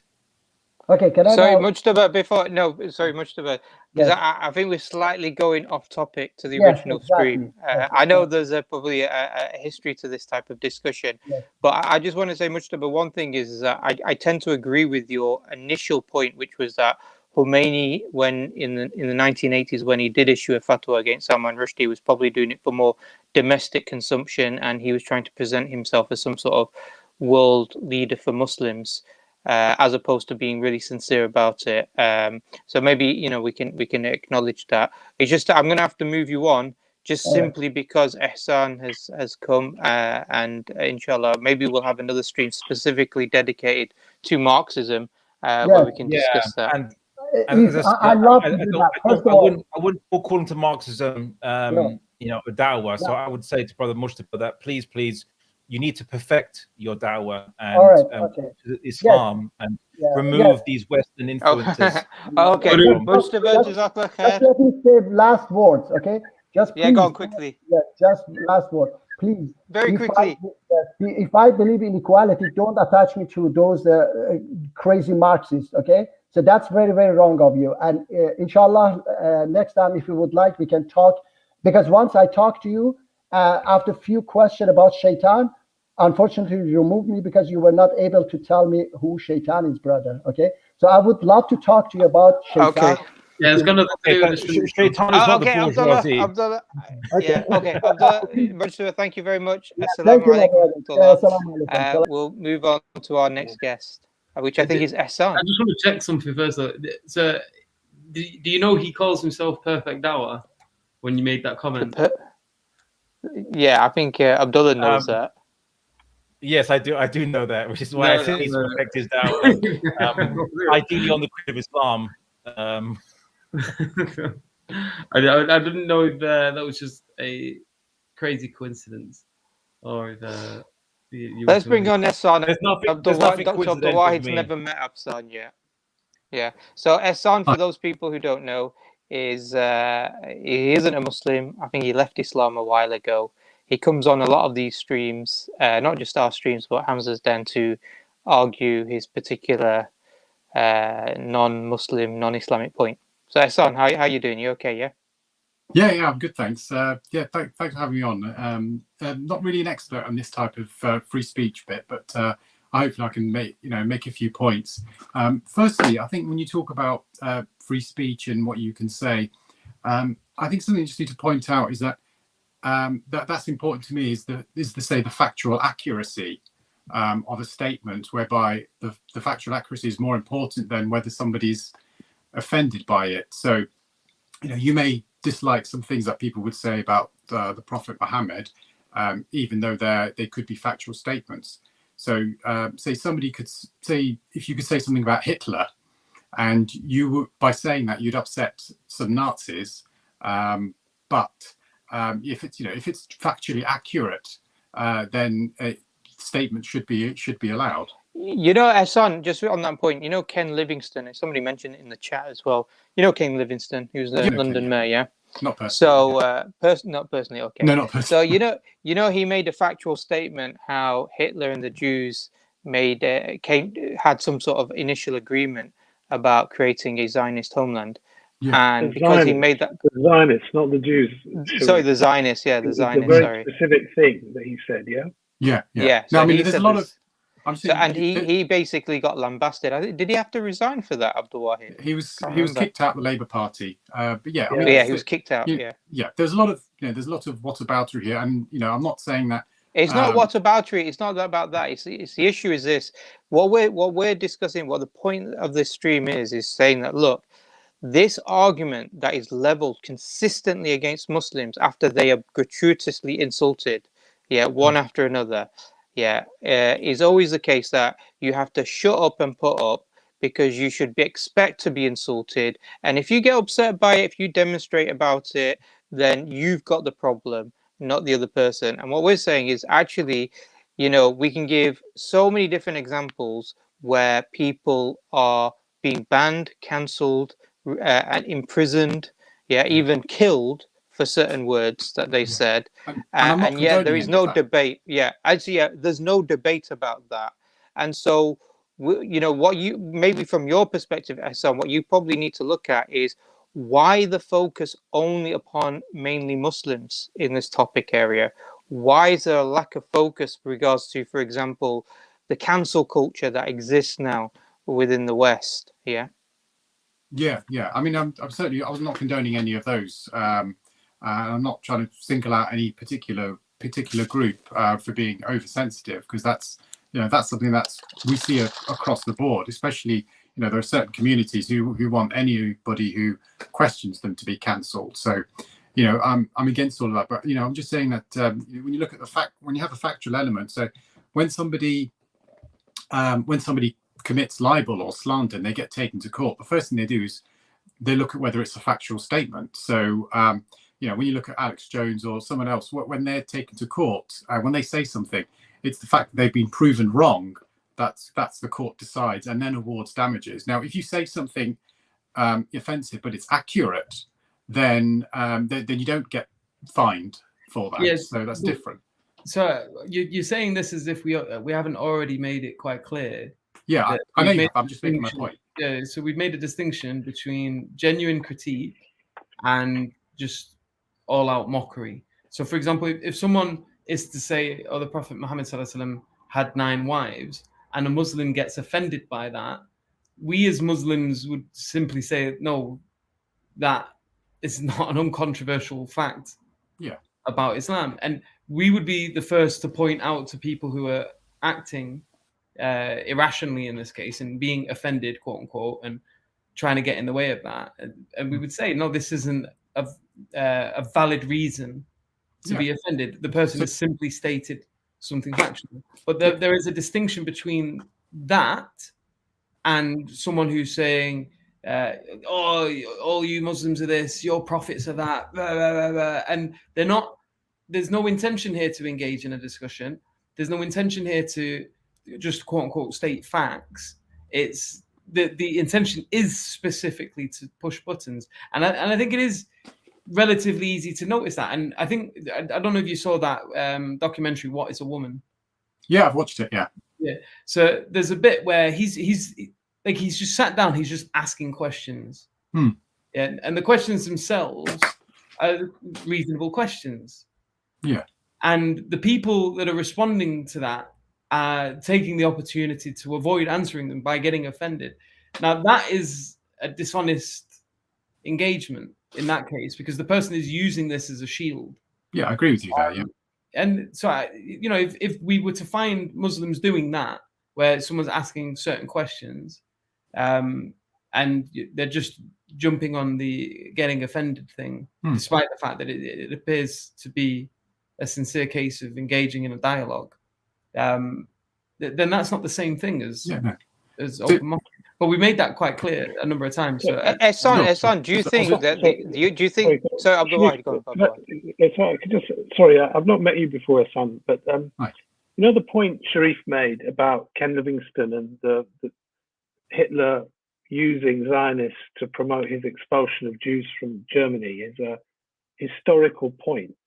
You can call it factual, or you can call it a historical argument. Yes. But either way, most people would say that's something that deserves to be engaged with. And those are the kinds of examples that Yusuf was saying, that if people raise those issues to Muslims, we need to engage with that argument. So actually the book, The Satanic Verses, the title alludes to a spurious incident, spurious story that Orientalists that attack Islam have tried to recycle over many times over the years, and Rushdie used it as a literary tool in his book. And actually Muslim scholars many times over the years have just whacked it away for six with their argument. So I don't think that's an issue for us. I'll give you an analogy with the example of Hitler and the sensitivity over Jews. If Shakespeare or Dickens was writing today, and they caricatured people like the Shylock in The Merchant of Venice as being a money collector that wanted his pound of flesh as Jewish, or Fagin as the money-grabbing criminal as being Jewish, that would be unacceptable as a literary device in today's as a literary style. Okay. Yeah. Because times change, because you've got the stereotyping Jewish people with a very pejorative type of label as being money grabbing and criminal and exploitative, etc., etc. All right, would be unacceptable. Yeah. Right. I mean, can I just respond? The book, The Satanic Verses. This is where your argument falls down, because you're talking about fiction. All right, and Rushdie's defense is this is fiction, and the supporters of Rushdie's defense is this is fiction. This is make-believe. It's like the movie at the end, which says, none of the characters in this represent anyone factually real. Okay, but it's in the end, it's blatantly an attack on the Prophet, peace be upon him, and his family in a really nasty way. In the same way that Shakespeare would have very deliberately used Shylock as a Jewish character, okay? Because in Elizabethan England, Jews were looked down upon, okay? So here you have a different reality. It's much harder to pin down what makes people uncomfortable. It's much easier for the author or the filmmaker to deny that they actually meant anything by it, okay? But it's nonetheless. Sure. Okay. I'll go back. Can I just respond? I'm saying we're in different times now. Even if even like 50 years ago, you had the Basil Fawlty Towers sketch about the Germans that wouldn't be allowed now, and a lot of modern comedians now say they can't make the jokes they made 20 or 30 years ago. So that's just like that's just a general progression of society of how it is. Secondly, I'm not defending Salman Rushdie because I know that was a book and he said it's fictional. I'm only just trying to make the point of where factual statements are concerned. And I just want to ask: is there? Is there anything? Can I just make one question? Can I say one question? Yeah. Is there anything that you'd be offended by about? So if someone said about the Prophet Muhammad, if it was factual. So Ehsan, the issue is just as this on this point, because in the British legal system, the British legal system doesn't look at whether a statement is factual and not factual and convict on that basis only. They also convict on basis of grossly offensive material. Yeah. So, for example, there was a conviction of a person called Azza Ahmed, and he was convicted under the public order offence because he said on his Facebook profile page, whatever. He said British soldiers in Afghanistan should die and go to hell. Yeah. And the judge basically, in his statement, when he convicted him, he said it was for grossly offensive communications. And there's numerous examples of this. I think there's an example of another person in Manchester. There was about 8-9 years ago. There was 2 police officers who were killed in Ratcliffe, near Glossop. Oh, it might have been Ratcliffe. Was it Ratcliffe, Yusuf? There's one in Manchester. The 2 women who were killed.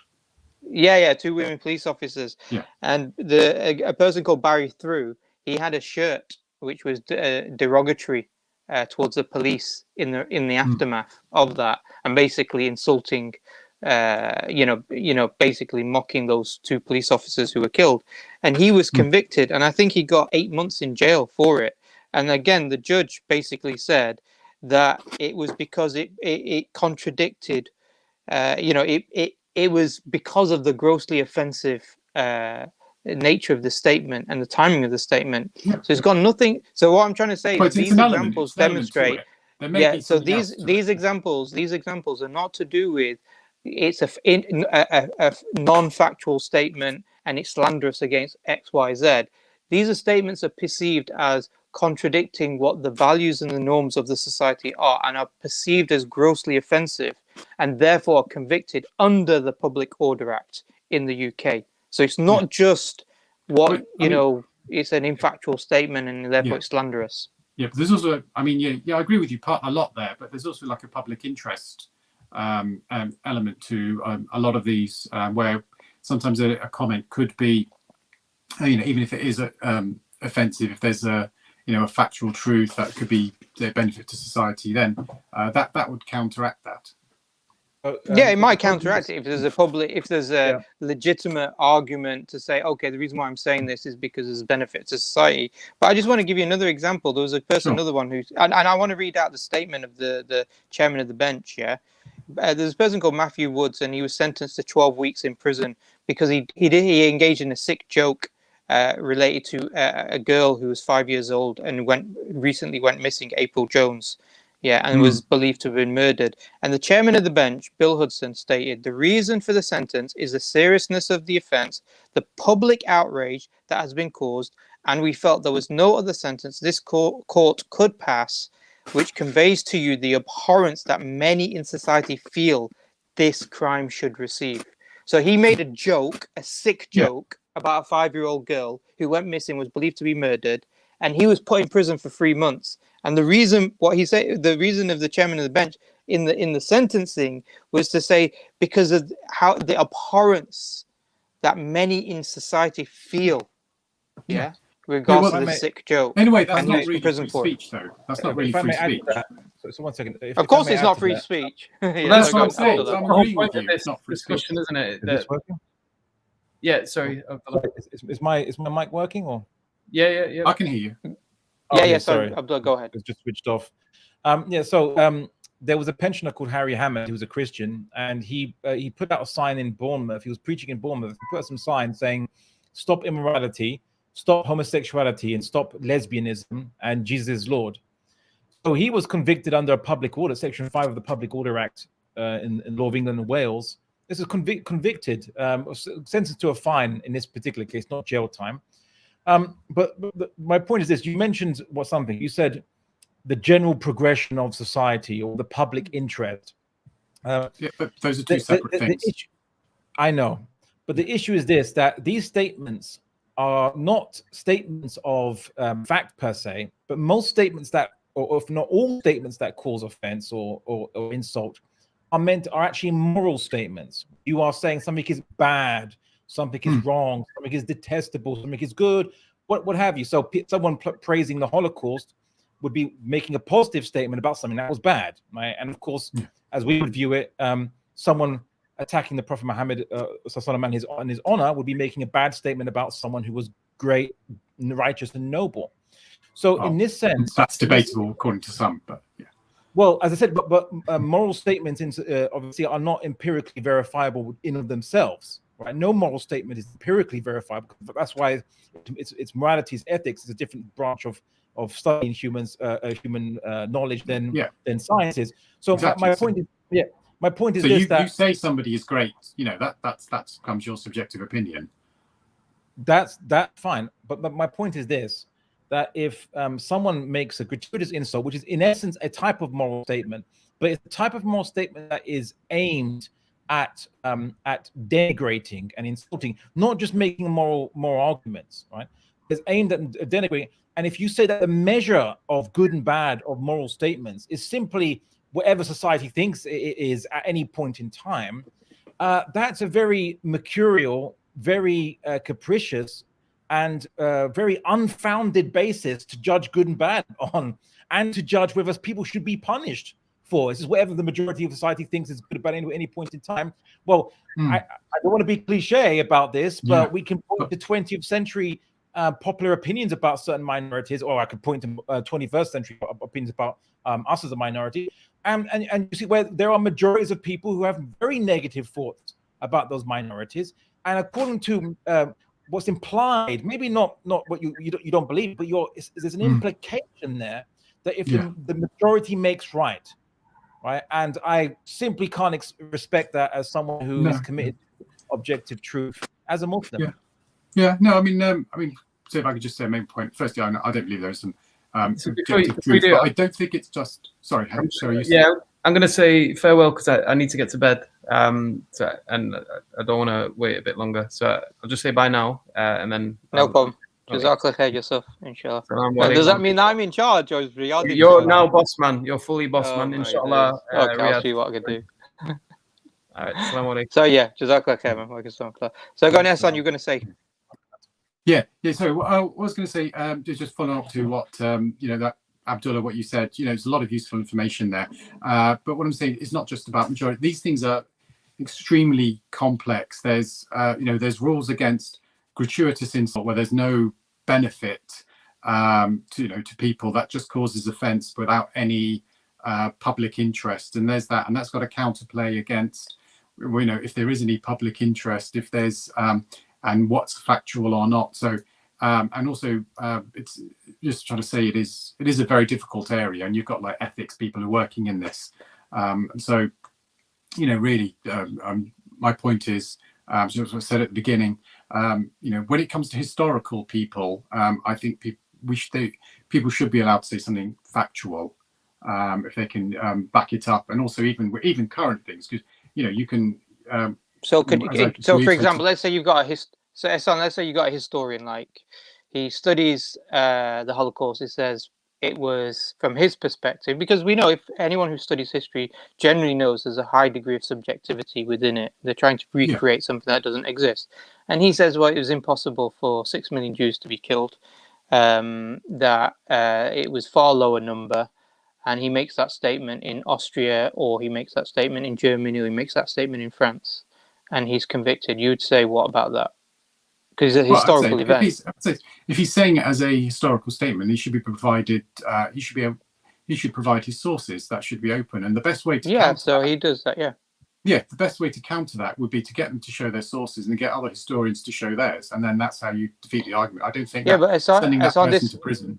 But this is the point: is that actually the law exists in these countries to put them in prison, and not just that, but as Abdullah's mentioned, is that you wouldn't even have a program on any of the mainstream media in the UK that would allow such a debate to occur about that. David Irving wouldn't be able to go out and produce a documentary with regards to this, because there is a perception within this is where the society is in terms of its views and values and what they see as acceptable and not acceptable.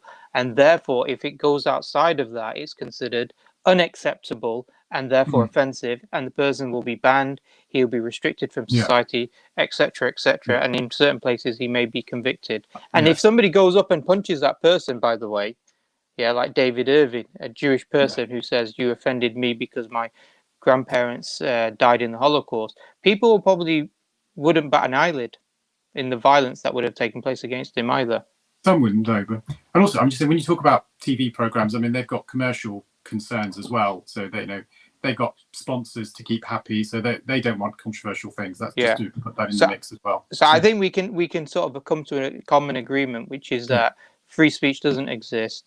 It's based upon a lot of what you would say complex factors, but fundamentally it's based upon what people value as something sacred.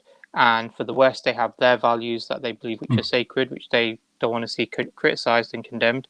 And Muslims also have the same thing as well. Yeah.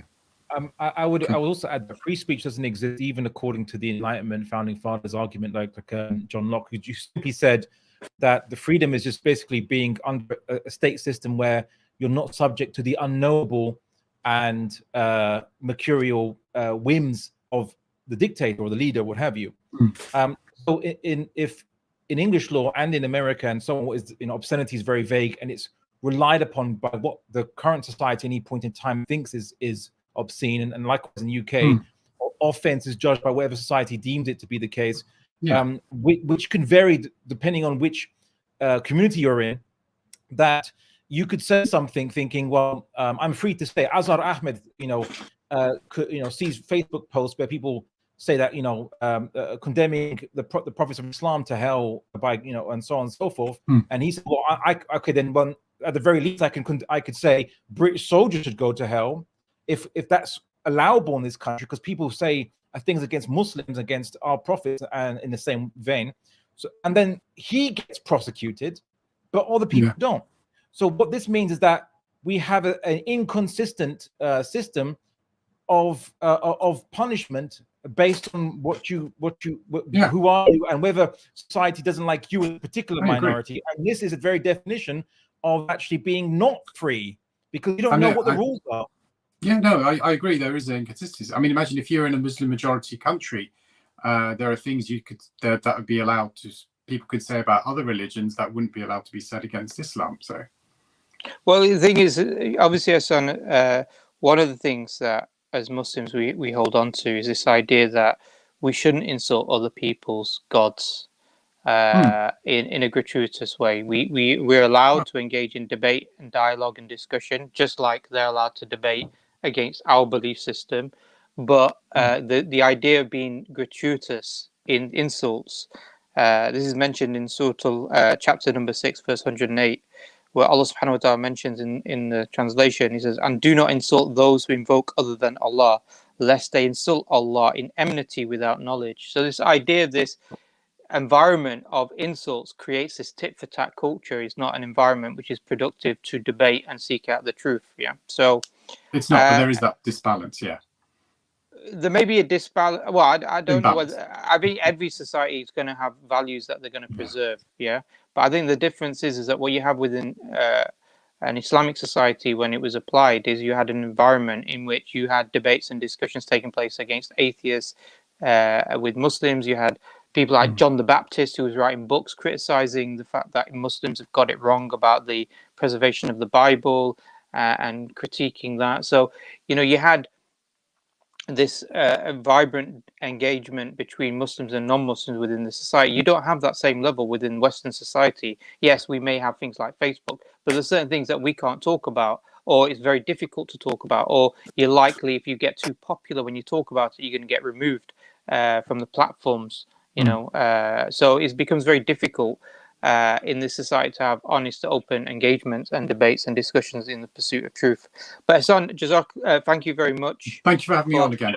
Coming on, no problem. Appreciate that. Thanks. Bye. Sharif, I was sent a very nice quote by somebody today, by Voltaire, from his treatise on tolerance. And it says, let us reach out from our narrow little sphere for a moment and examine what goes on in the rest of the globe. The Turkish prince, for example, rules peacefully over 20 races of different religious convictions. 200,000 Greeks live in Constantinople in perfect safety. Its empire is stuffed with Jacobites, Nestorians, Monothelites, Coptics, Christians of St. John, Jews, Gerbers, and Banians. Never heard of them.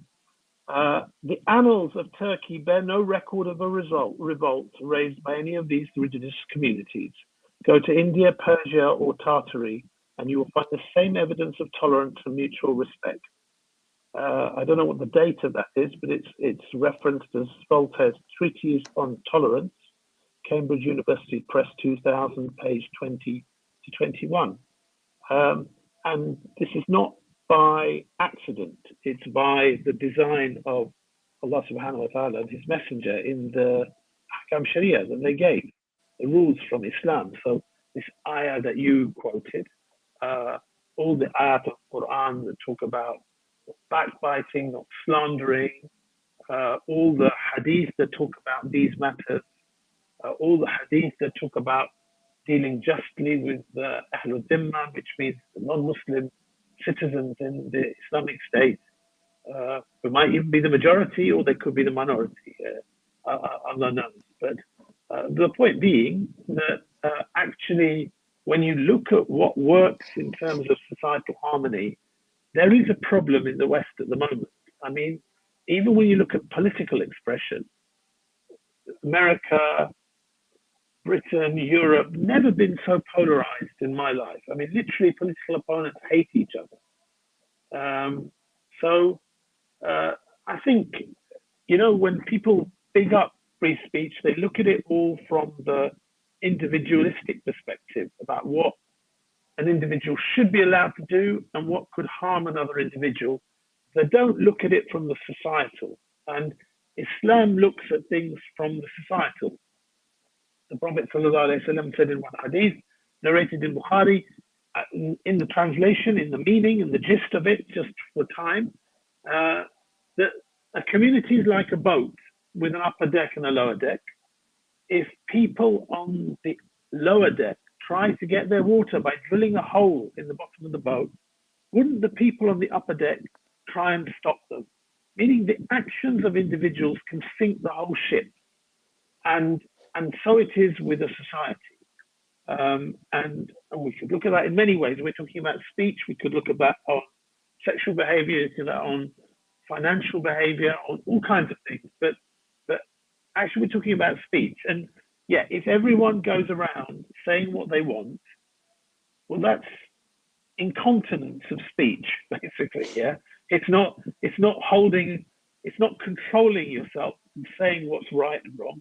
It's just incontinence. It's just saying what you want to say, whenever you want to say it. And rather like somebody who's incontinent, you'll make a bit of a mess of things and make the environment around you really quite unhealthy and quite unhygienic.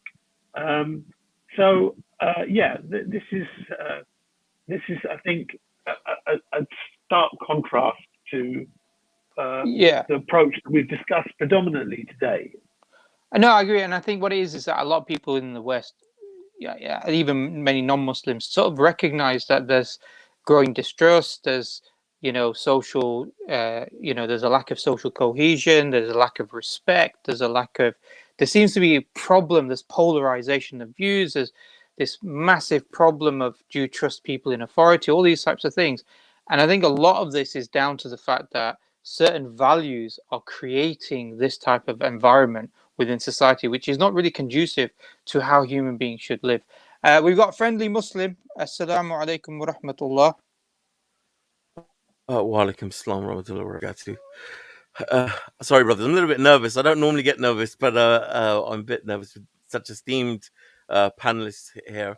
What's your name, Friendly Muslim? Or I go by friendly Muslim. Yeah, no, I go in Jordan M. You just sound familiar. I don't know why you sound familiar.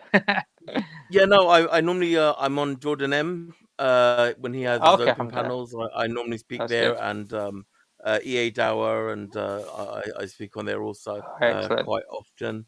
And I've been doing the rounds today, speaking to some ex-Muslim channels, also, and some atheist channels in regards to free speech and obviously the Salman Rushdie situation also.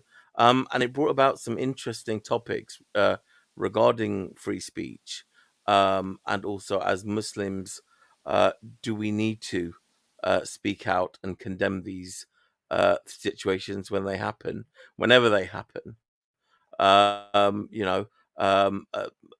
ex-Muslim wrote a tweet saying, if your neighbor is a Muslim, ask him about how they feel about Salman Rushdie, and if they don't speak about it, then their silence means they're complicit, which I took great offense to, and that's where it became a topic of conversation.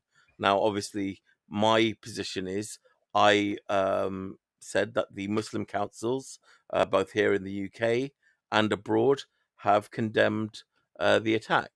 And that's the position I'm taking on that. And that would be the Islamic view also. So I just wanted your feedback, brothers, in regards to the things I mentioned here, how you feel about that, and whether I'm taking the right position. Abdul Wahid? Brother, Assalamu alaikum, brother. So I would say, first of all, I don't think even the Muslim councils in Britain or in America would say that they are offering an Islamic verdict when they comment. They usually comment in the interest of what they think is best for community relations, really. There's a very important book which is translated into English, which is called, abbreviated title is Ashifa of Qadi Riyad. Qadi Riyad is a classical scholar from Andalusia who wrote this book about the Prophet ﷺ's rights, the rights that we as a Muslim ummah owe him in terms of following his sunnah, in terms of loving him, and in terms of the legal verdicts on the ones who disparage him. And you can read there the details of the legal verdicts. They're almost all capital punishment, okay? And cursing in the akhirah, all right? So severe cursing by Allah subhanahu wa ta'ala in the akhirah, and dealing with them in the dunya through capital punishment, okay? So now, I don't really want to talk about the nitty-gritty of Rushdie, and because, when you get into the fatwa coming from Khomeini, when you get into the details of what he wrote, when you get into the issue of vigilantism, you get into very messy kind of territory, right? Suffice to say that if the Islamic system was established as it was, it is amongst the worst crimes that can be committed to insult the Prophet ﷺ in terms of worldly punishment and punishment in the hereafter. So, I mean, I don't know, this guy hasn't admitted that he's done it. He's pleaded not guilty. We have no clear motive from him. My guess is he probably is motivated by the fatwa from what we hear in the media, but Allah knows best. But, if the guy was a jealous husband and had assaulted somebody that had insulted the Prophet ﷺ, honestly, I won't be shedding any tears for him. Yeah, because for the one who insulted the Prophet ﷺ, because I have no sympathy for him, whether he was mugged in an alley or whether he was attacked by a jealous husband or somebody else. And if people think that's strange, then I'll give you an analogy. What if somebody mugged George W. Bush and assaulted him? What if somebody threw something harmful at Donald Trump? Yeah. Lots of people might come out and say, oh, it shouldn't have been done. It's not right. It's not legal. We shouldn't be violent. But actually, there'll be a whole load of people out there that really couldn't care less because they just don't like them for various political reasons. What if it was somebody who had insulted your most beloved in the most worst possible way? If something happened to them, they were in a car accident or something, you wouldn't necessarily shed any tears over them if they really personally injured somebody that was your most beloved.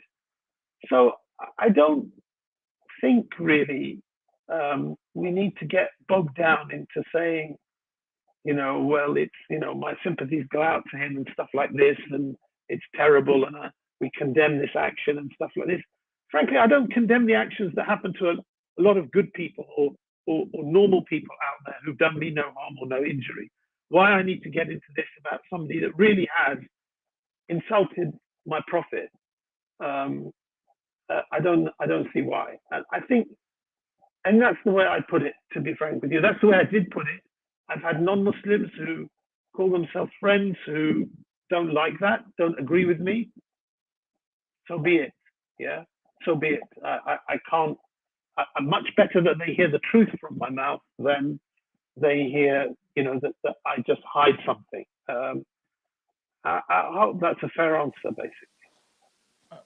Also, to add to that is that why are we being made to condemn the actions of someone else? It's just one individual. He did his action. We didn't elect him. We didn't have an elections, and we elected him, the representative of all Muslims, that we now have to be accountable for that. But guess what, right? Politicians in the West who go and order in essence, operations that lead to the killing of thousands, hundreds of thousands of people, and people in the West say, well, it wasn't our choice, it was our politicians, even though they elected them, right? So people in the West get far less accountability, non-Muslims in the West get far less accountability for what their elected officials do, and Muslims get full-on accountability for what people we don't control, we didn't order, and we didn't elect them, and they don't represent us do. So that double standard really needs to be exposed there. Some would say that the collective blame against Muslims is a trope of demonization of a minority. Whereas in the West, the majority non-Muslims that can do stuff, and it's all just an individual, just bad apples, just individuals doing it, or just a politician doing it, we didn't choose it, and so on and so forth. And they escape responsibility in those cases when their politicians are elected by them and are meant to represent them. So I just want to highlight that double standards, basically. Friendly Muslim, do you want to respond, or? Yeah, no. It's something I ponder. Yeah. No. I mean, it's something I am in the middle of. That fine. I am public in terms of voicing my opinion, so I do, and I feel there is an imbalance, for example. So yes, some Muslim councils have condemned it. They're not getting the exposure as much as the attacker is in terms of in the press, etc.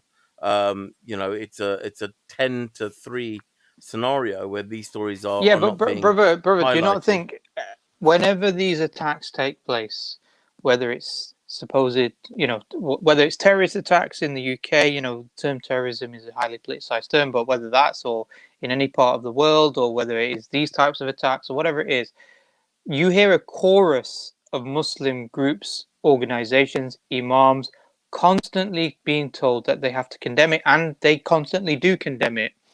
I think now what you're finding with a lot of Muslims is they're tired. Even Islamic organizations are tired of having to constantly condemn, because even when they condemn it, they get told they're not condemning it enough. Yeah, or you get Islamophobes who turn around and say nobody condemns it, they're all condoning it. So it's a futile act. I think that's the point. It's a futile act. We're constantly being told to do it. It's what Abdullah said earlier as well, which is it creates this idea of collective guilt, that we're all collectively guilty on behalf of one individual, and therefore we have to all come out and basically say we condemn it. And I think there's numerous examples I think we've given here where people have been executed, killed for what they've said, not what they did, what they said, because it was seen as grossly offensive. Yeah, and in the West, and you don't find people who hold on to secular, liberal, capitalist values turning around and saying and being questioned about whether they condemn this action or that action. They just don't do it. And I think as Muslims we should be quite clear, and we should just turn around and say, look, this is our views. These are why we believe that certain values should be preserved. We believe all states have values that they want to preserve. All peoples have values that they see as sacred. What we see as sacred is built upon our belief in Islam. We believe we've got good, strong, justifiable, rational reasons why we believe it's correct. And therefore, if now the Creator tells us we should preserve these values, then that is set in stone for us as Muslims. It's not by the whims, as Abdullah mentioned earlier to Hassan, who's an ex-Muslim. At the moment, what's considered grossly offensive is the current, societal tastes. Yeah, go back 10 years ago, talking about trannies and transsexuals and all that type of thing was fair game in terms of mocking them or joking about them. Now that's it. You'll be cancelled. You know, if you're a teacher, you'll be sacked. Yeah, you could even potentially be prosecuted under the public order offence. All of these things. So what we have, and I think that's where the discussion needs to be. The discussion shouldn't be about, do you believe this act was a good thing or a bad thing? The discussion needs to be, are there values that we seek to defend in any society? If the answer is yes, the next question, who sets those values, and how do we determine what those values, how do we determine that those values are the values that should be protected? And that becomes a discussion back to the Aqeedah of Islam and why we adopt the particular belief system that we have, as opposed to, you know, somebody who holds a different belief system.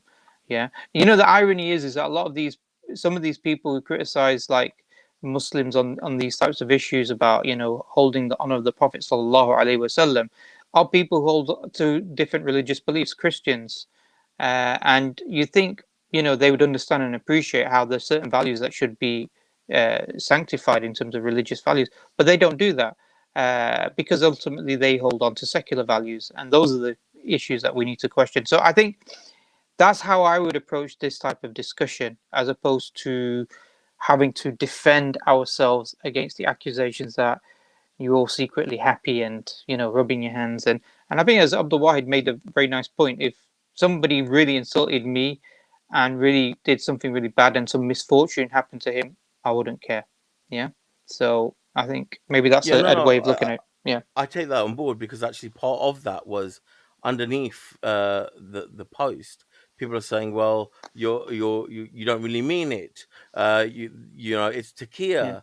Yeah. So I was like, well, what's the point in condemning when we're getting attacked for condemning it, and saying we don't really mean it? You know, so which one is it? And so I spoke out and I said, well, listen, if I do speak out and I do tweet about it, then I don't want anybody putting any nonsense under my tweet, basically saying I don't really mean it. You know, if people are standing up and saying it, and yes, I agree with you that we also have to, you're right, that when we do condemn it also, we're not appreciated in any way for doing so, or we're then attacked for not doing enough. We need to shift the debate. The point being is this: we need to shift the debate away from, do you condemn it, do you not condemn it, to why should we adhere to these values of free speech that you keep promoting when it comes to attacking Islam or religions generally, but Islam most in particular. But then you completely sacrifice the idea of free speech when it comes to people who are against vaccinations, as an example, yeah, or against a particular COVID vaccination. So, you know, we need to shift the debate away from this very politicized debate about how the Muslim community should be responding, because we keep getting told how we should be responding this way, and move it into a debate about the values that are going to be conducive to society. Yeah, we have a set of values as Muslims. We believe Islam is true.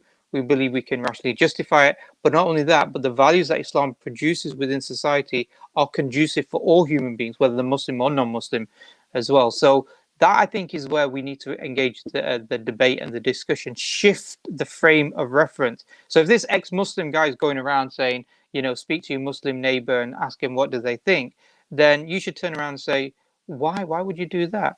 Let's look at what you really think about free speech. Do you really value it 100%? Can I show you examples? Can I show the example of when Sheikh Ahmed Yassin was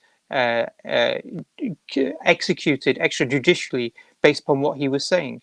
Are you going to condemn that? Why don't you condemn that? Why do you justify these types of acts? Why are you not outside, you know, British Parliament condemning Julian Assange's potential extradition? You know, what is it? Is it just because you just got this hatred for Islam and Muslims that, you know, you've got one thing that they can sort of, you know, popularize against Muslims in terms of their attacks and their demonizations? So you need to shift the debate. And I think that shift of debate, I think, comes with a high degree of awareness of what they are trying to push the Muslims into when they start asking them questions about condemnation. Yeah. They want to make us feel weak, small.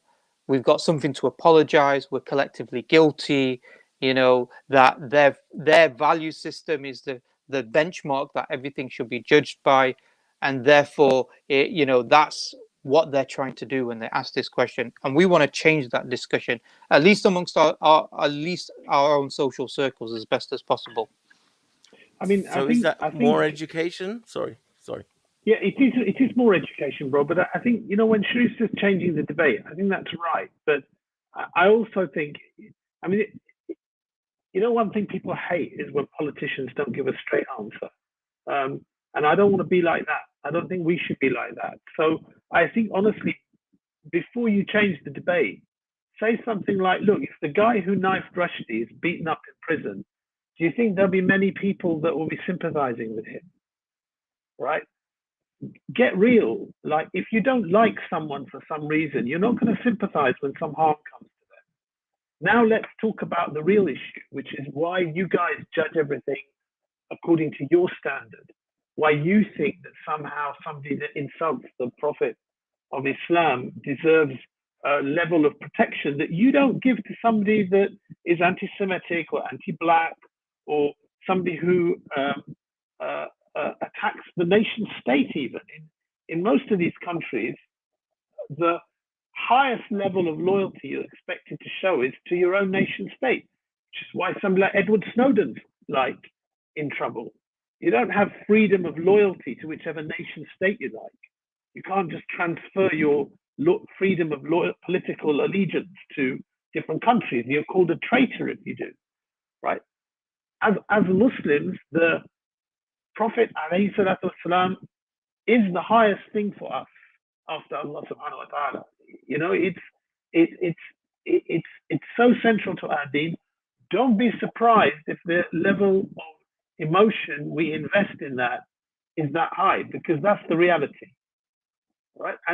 And all this argument about free speech, the right to insult, nobody has the right not to be offended, it's nonsense. Loads of people have the right not to be offended, and so many laws and policies, all your diversity training that you're given at work is all based around the fact that you don't want to offend and do anything unjust to people. So I think there's some untruths, some really, it's disingenuous, a lot of this debate. And so I think understanding that and being able to voice that honestly is not a bad thing. I think if we can shift that, it will be very good. No, friend Muslim, if you want to just, I don't know if you got a last point that you want to quickly make before we move on to the next guest. I just want to thank you for that, because it's obviously rethinking my understanding of how to tackle the situation and the conversations that I'm having. And again, I welcome that the education and knowledge that you bring to these streams will help us voice and deal with these situations and change those conversations. So inshallah, I hope there are other streams that is of benefit, that helps us look at it differently, reshape the paradigm, and change the conversation, and intellectually be able to talk about the points that you've mentioned. So Jazakallah khair, brothers. And it's been an honor to speak to you and share a platform with you. Assalamu alaikum.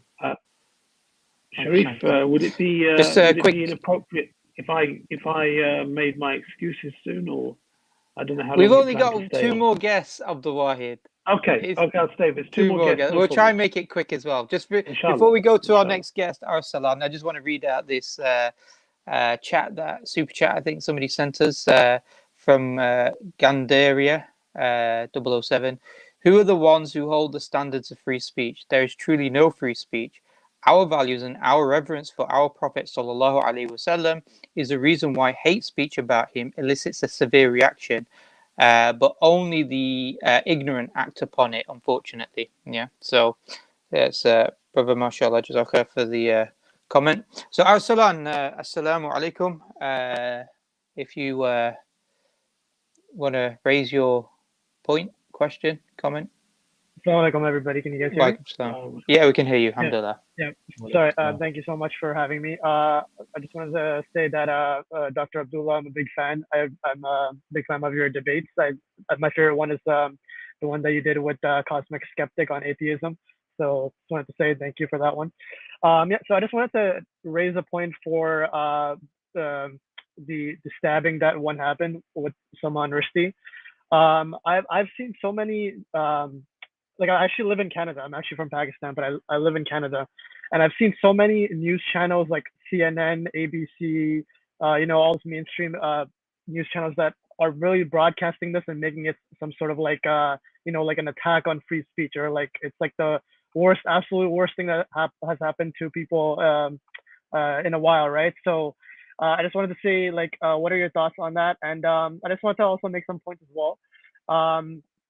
We're actually like very sensitive to these sort of events that sort of happen in the West for sure, but people don't really make a point about like stuff that you can't do in the West. For example, like burning the Union flag or burning poppies on a Remembrance Day, for instance, in November. So I just wanted to see what are your thoughts on that one.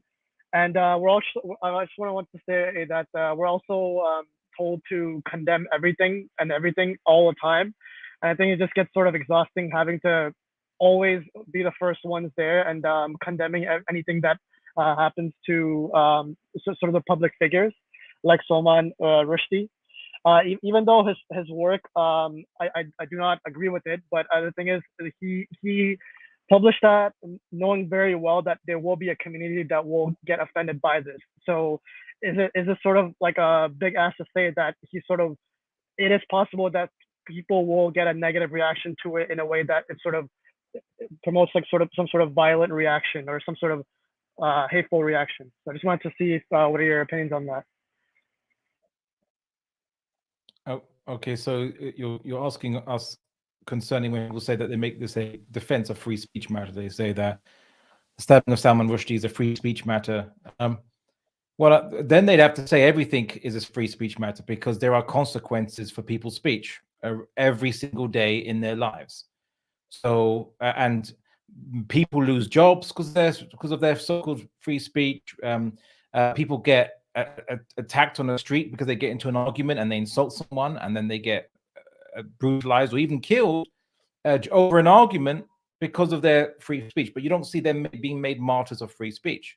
It's only when, in a secular environment, it's only when someone attacks religion that they are lionized, if they ever have any consequence of any kind for attacking religion.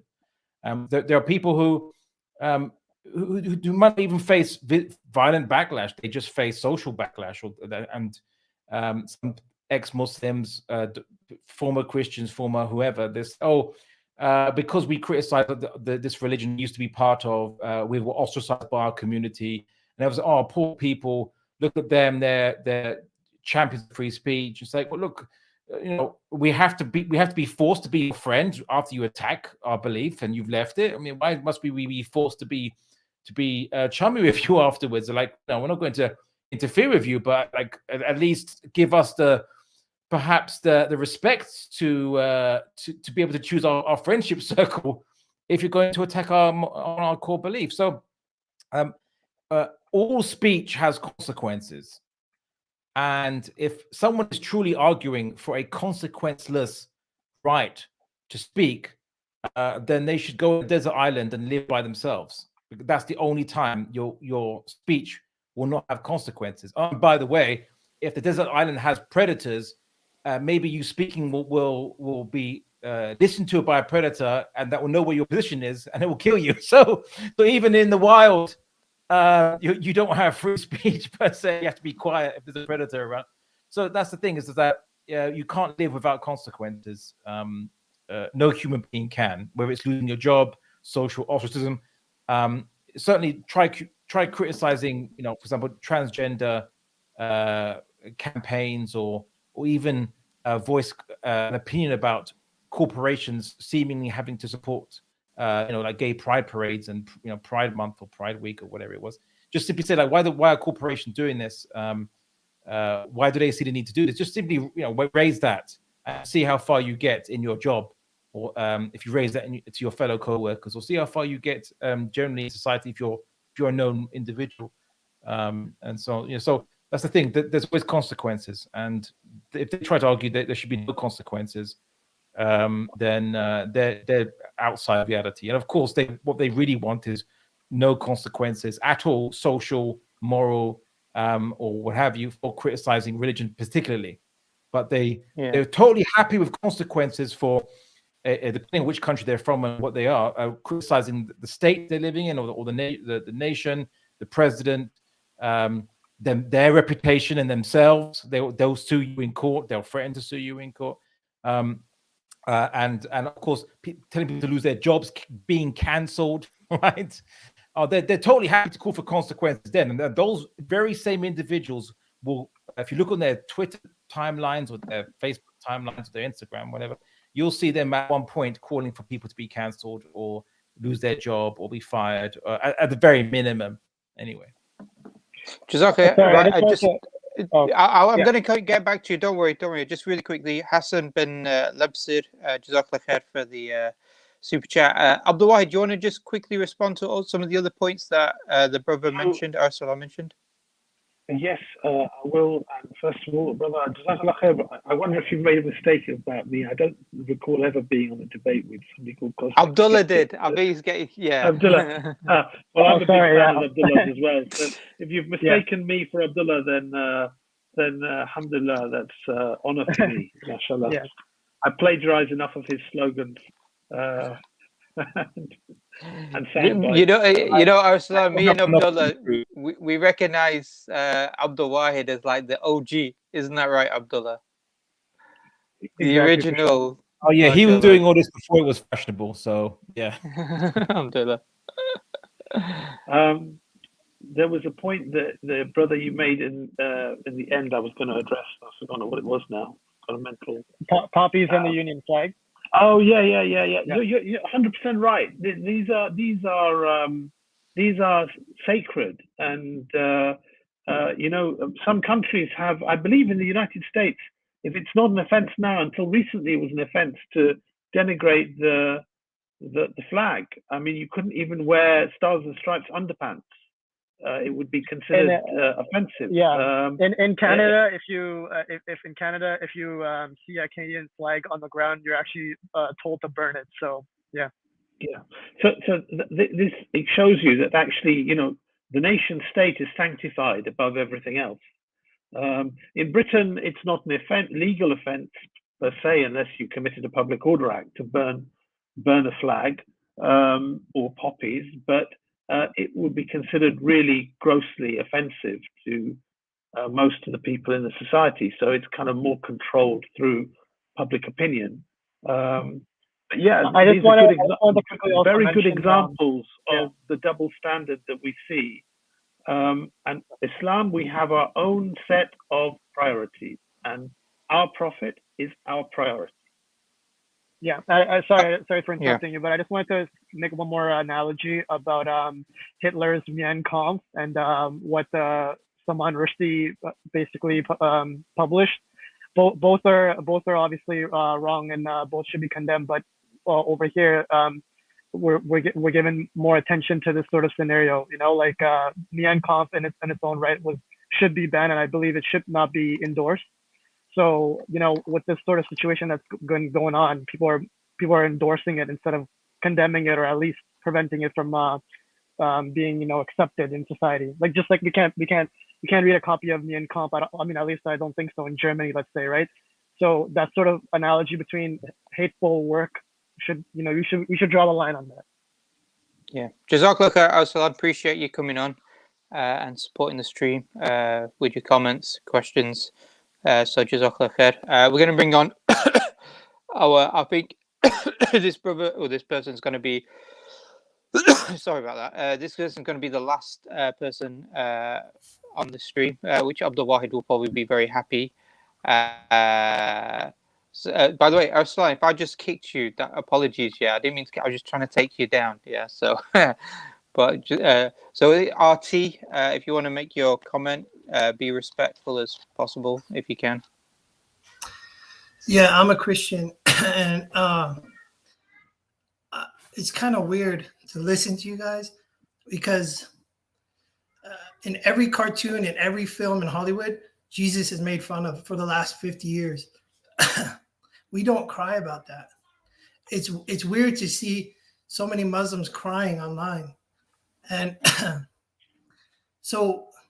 When I look at and read the Reliance of the Traveler and your works, it says you're commanded to command the right and forbid the wrong. But none of you guys do that. You're very Christianized.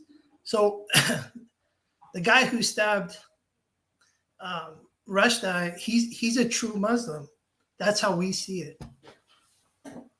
He's commanding the right and forbidding the wrong. So you agree with it, RT, as a Christian, what he did? No, but what he did in terms of preserving the honor of their particular sacred individual, you think that's a good thing? That's Quran 9:4 agrees with it. No, but do you agree? I'm asking you, RT, do you agree with that? I'm a Christian. My God loves you. Jesus loves you, all three of you, and all Muslims. That's great. But RT, I'm trying to understand your position. I'm just trying to understand your position. Do you think it's good for somebody to have their religious figures gratuitously insulted, or do you think it's good to restrict that and to prohibit it? Do you know Christian theology? So just to give you the history, our God hung on a cross for us. There's nothing worse. We don't look at insults and cry about it. We already our Lord. No, RT, that's not my question. My question isn't about whether you feel insulted.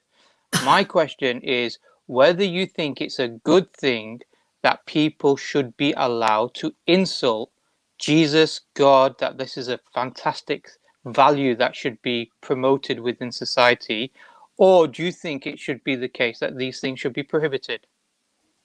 So I can just answer you with scripture because that's what. It's a yes or no. It's just I just want to know your position. I don't want to know your argument for your position. I just want to know our position comes from our theology. So explain your position, and if you want to later on explain the argument, the reasoning behind, that's fine. You can do that. But I just want to know what your position is now, not what you think is your interpretation of scripture or your scripture that pushes your position. My position is love.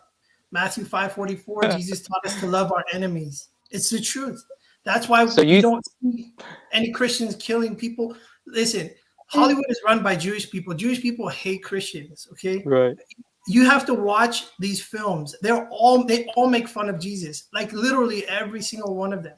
We don't watch the films. We don't care. They don't like us. Do you think that's a Jewish conspiracy, RT? No, it's not a conspiracy. Watch any film. Watch South Park. But RT, I'm asking you, do you think that's a good thing? Do you think that's a good thing that they should have the right to do that? That it's a moral right to insult Jesus? Do you think that's a good thing?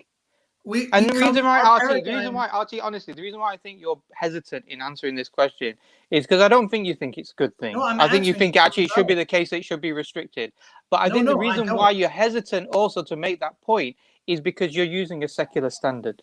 No, I'm trying to So I'm trying to tell you our position. Our position is love always. So that means we're supposed to bless those who persecute us and curse us. That comes from Romans chapter 12. Is it a good thing? Look, if I was to ask you the question, is it a good thing to persecute Christians? You're not going to turn around and say, well, it's love.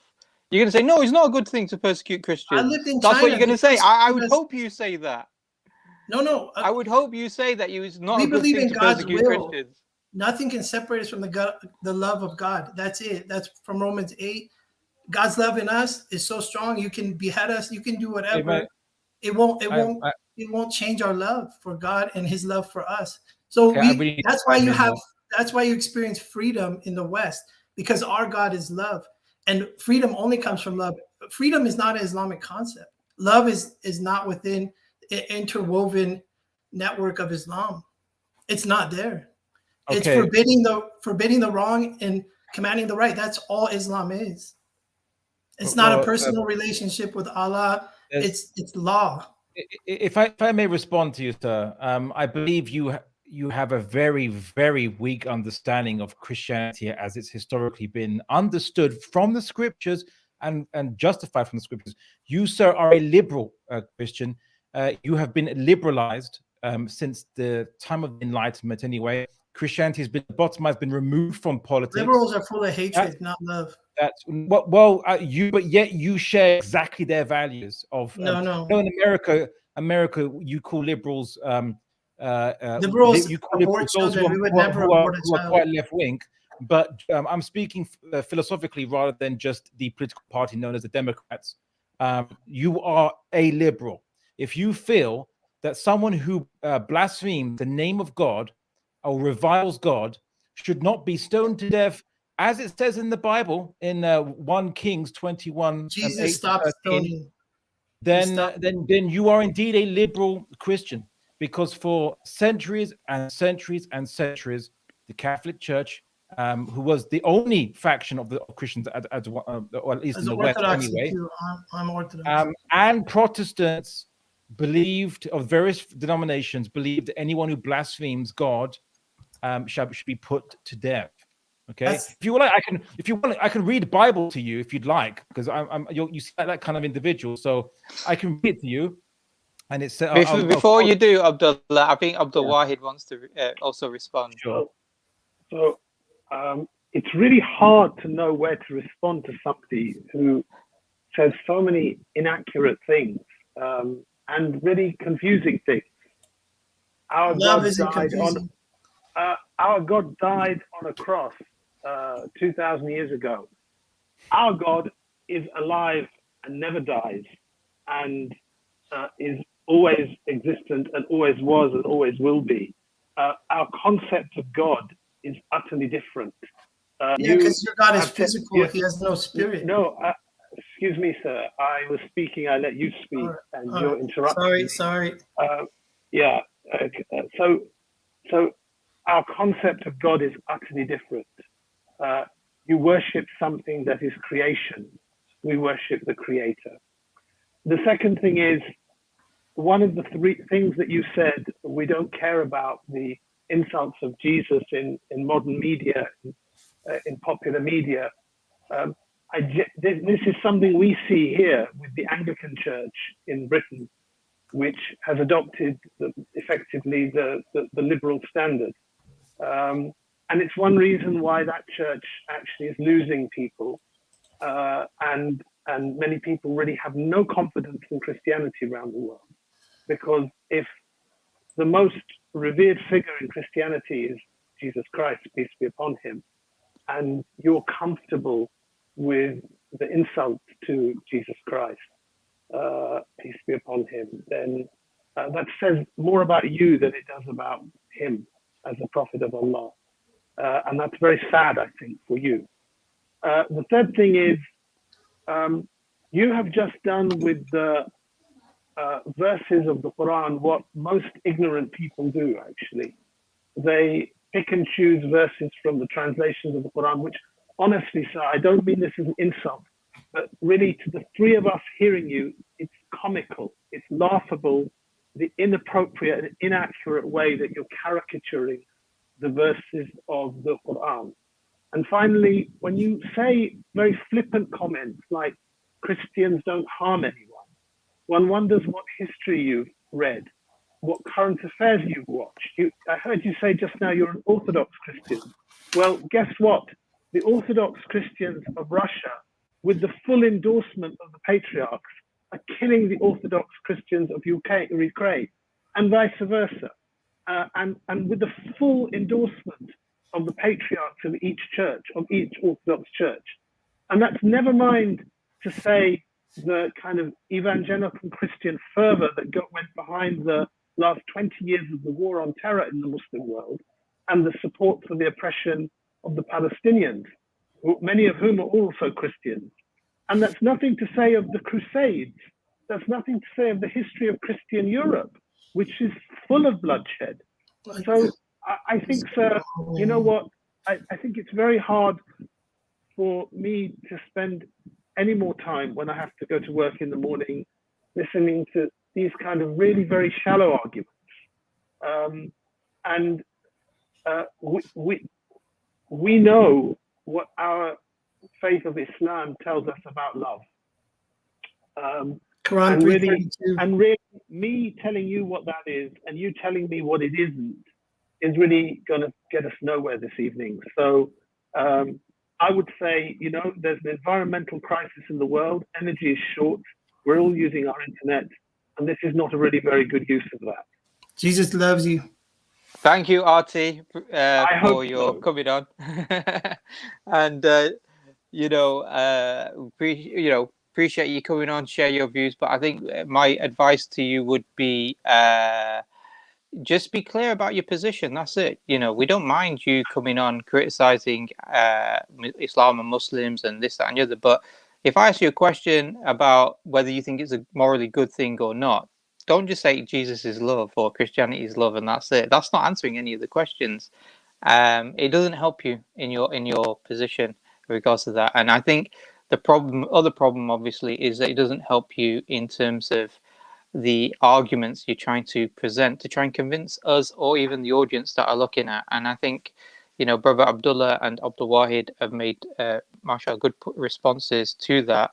And it might go over your head, but at the very least, it will be something that the audience members, and I know they'll really appreciate some of the points that have been raised here. Abdul Wahid, are you okay to wait for one more guest? Yes, of course. Okay, one more guest. Let's get one more guest on. Oh no, that guest is not meant to come on. I will caveat that with depends, to be honest with you. All right. I thought that. No, I understand. I thought that one more guest was somebody waiting to speak, but that one more guest is going to help me end the show, which is good. He sort of does the admin in the background, inshallah. Before we end there, inshallah, though, appreciate everybody listening in to the discussion today. Also, Gandaria 007, mashallah, has given another $4.99.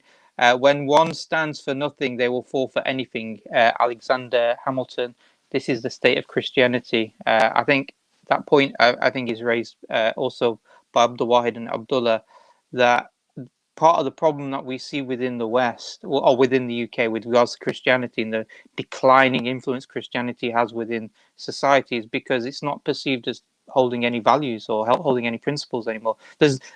Basically, there doesn't seem to be anything sacred within Christianity that people will say, we want to hold on to this, we believe, and we're willing to sort of fight, not even necessarily in a physical sense, but just simply stand ground and say, no, this is right, this is what we hold as sacred. We don't believe people should have the right to do X, Y, Z, because people are not holding on to these things within Christianity.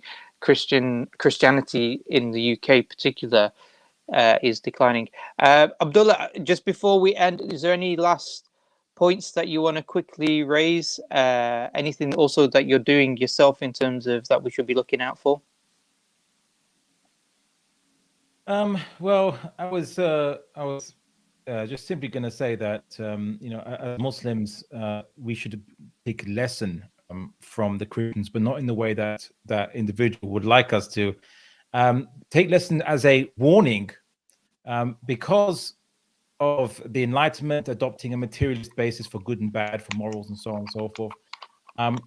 Many Christians, in an attempt to make their faith irrelevant, succumbed to liberalism. They repackaged Christianity as they kind of say, let's just forget about all the the executions for blasphemy mandated in the Bible. Let's repeal laws against blasphemy against the Trinity, which was actually a law in the UK up until very recently. Let's have it all love and peace and so on and so forth. They repackaged themselves to be attractive to the new liberal world order, which was all about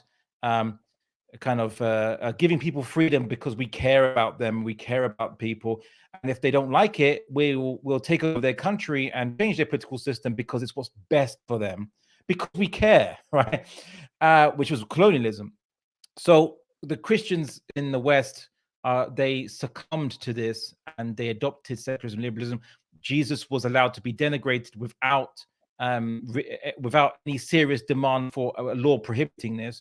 And what happened was that when something could be made, can be ridiculed and disrespected and made a laughing stock, then and people see that in society, and the children grew up in that society seeing that is allowable, then they can't respect it themselves and they can't believe in it themselves.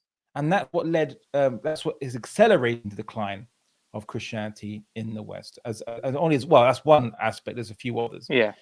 Anyway, so my point is this: I've done some debates with atheists and with secularists on these topics. So if you want to go to my blog, AbdullahalAndalusiand.com, and just type in freedom of speech in the search, and you'll see a whole bunch of debates I've done in the past about this issue. And yeah, I mean, in essence, I think that as Muslims, we shouldn't be reactive. We shouldn't be dancing to the tune other people lay out for us. But if Salman Rushdie got hit by a meteorite, no one would say to the Muslims, "What do you think about this?" Right? Like, it's just happenstance, right? It's happenstance. Whereas, as far as we're concerned, by an individual that I didn't control, none of us controlled, and this individual took it upon themselves to kill him, it might as well be a meteorite because we didn't control this. So then we expect to show remorse, or to be remorse for something that we didn't do, or to be sad, or to publicly cry for someone that has insulted us in our most intimate beliefs, and most intimate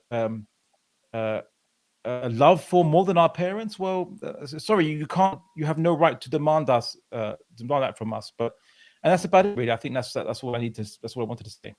Jazakallah khair, Abdullah. Always appreciate you coming on. Jazakallah khair. Abdul Wahid, any last comments, points? I know it's a bit past your bedtime. The old man here, but it's a very important discussion this evening, mashallah. I think there's a headline in the Observer today. The Observer view on the attack on Salman Rushdie being an attack on free speech. It's the substance of what we've been talking about this evening, and I think that is really the more important debate, as we've all been saying this evening. Rushdie is one man who is the front face for effectively a very hostile secular capitalist system against Islam.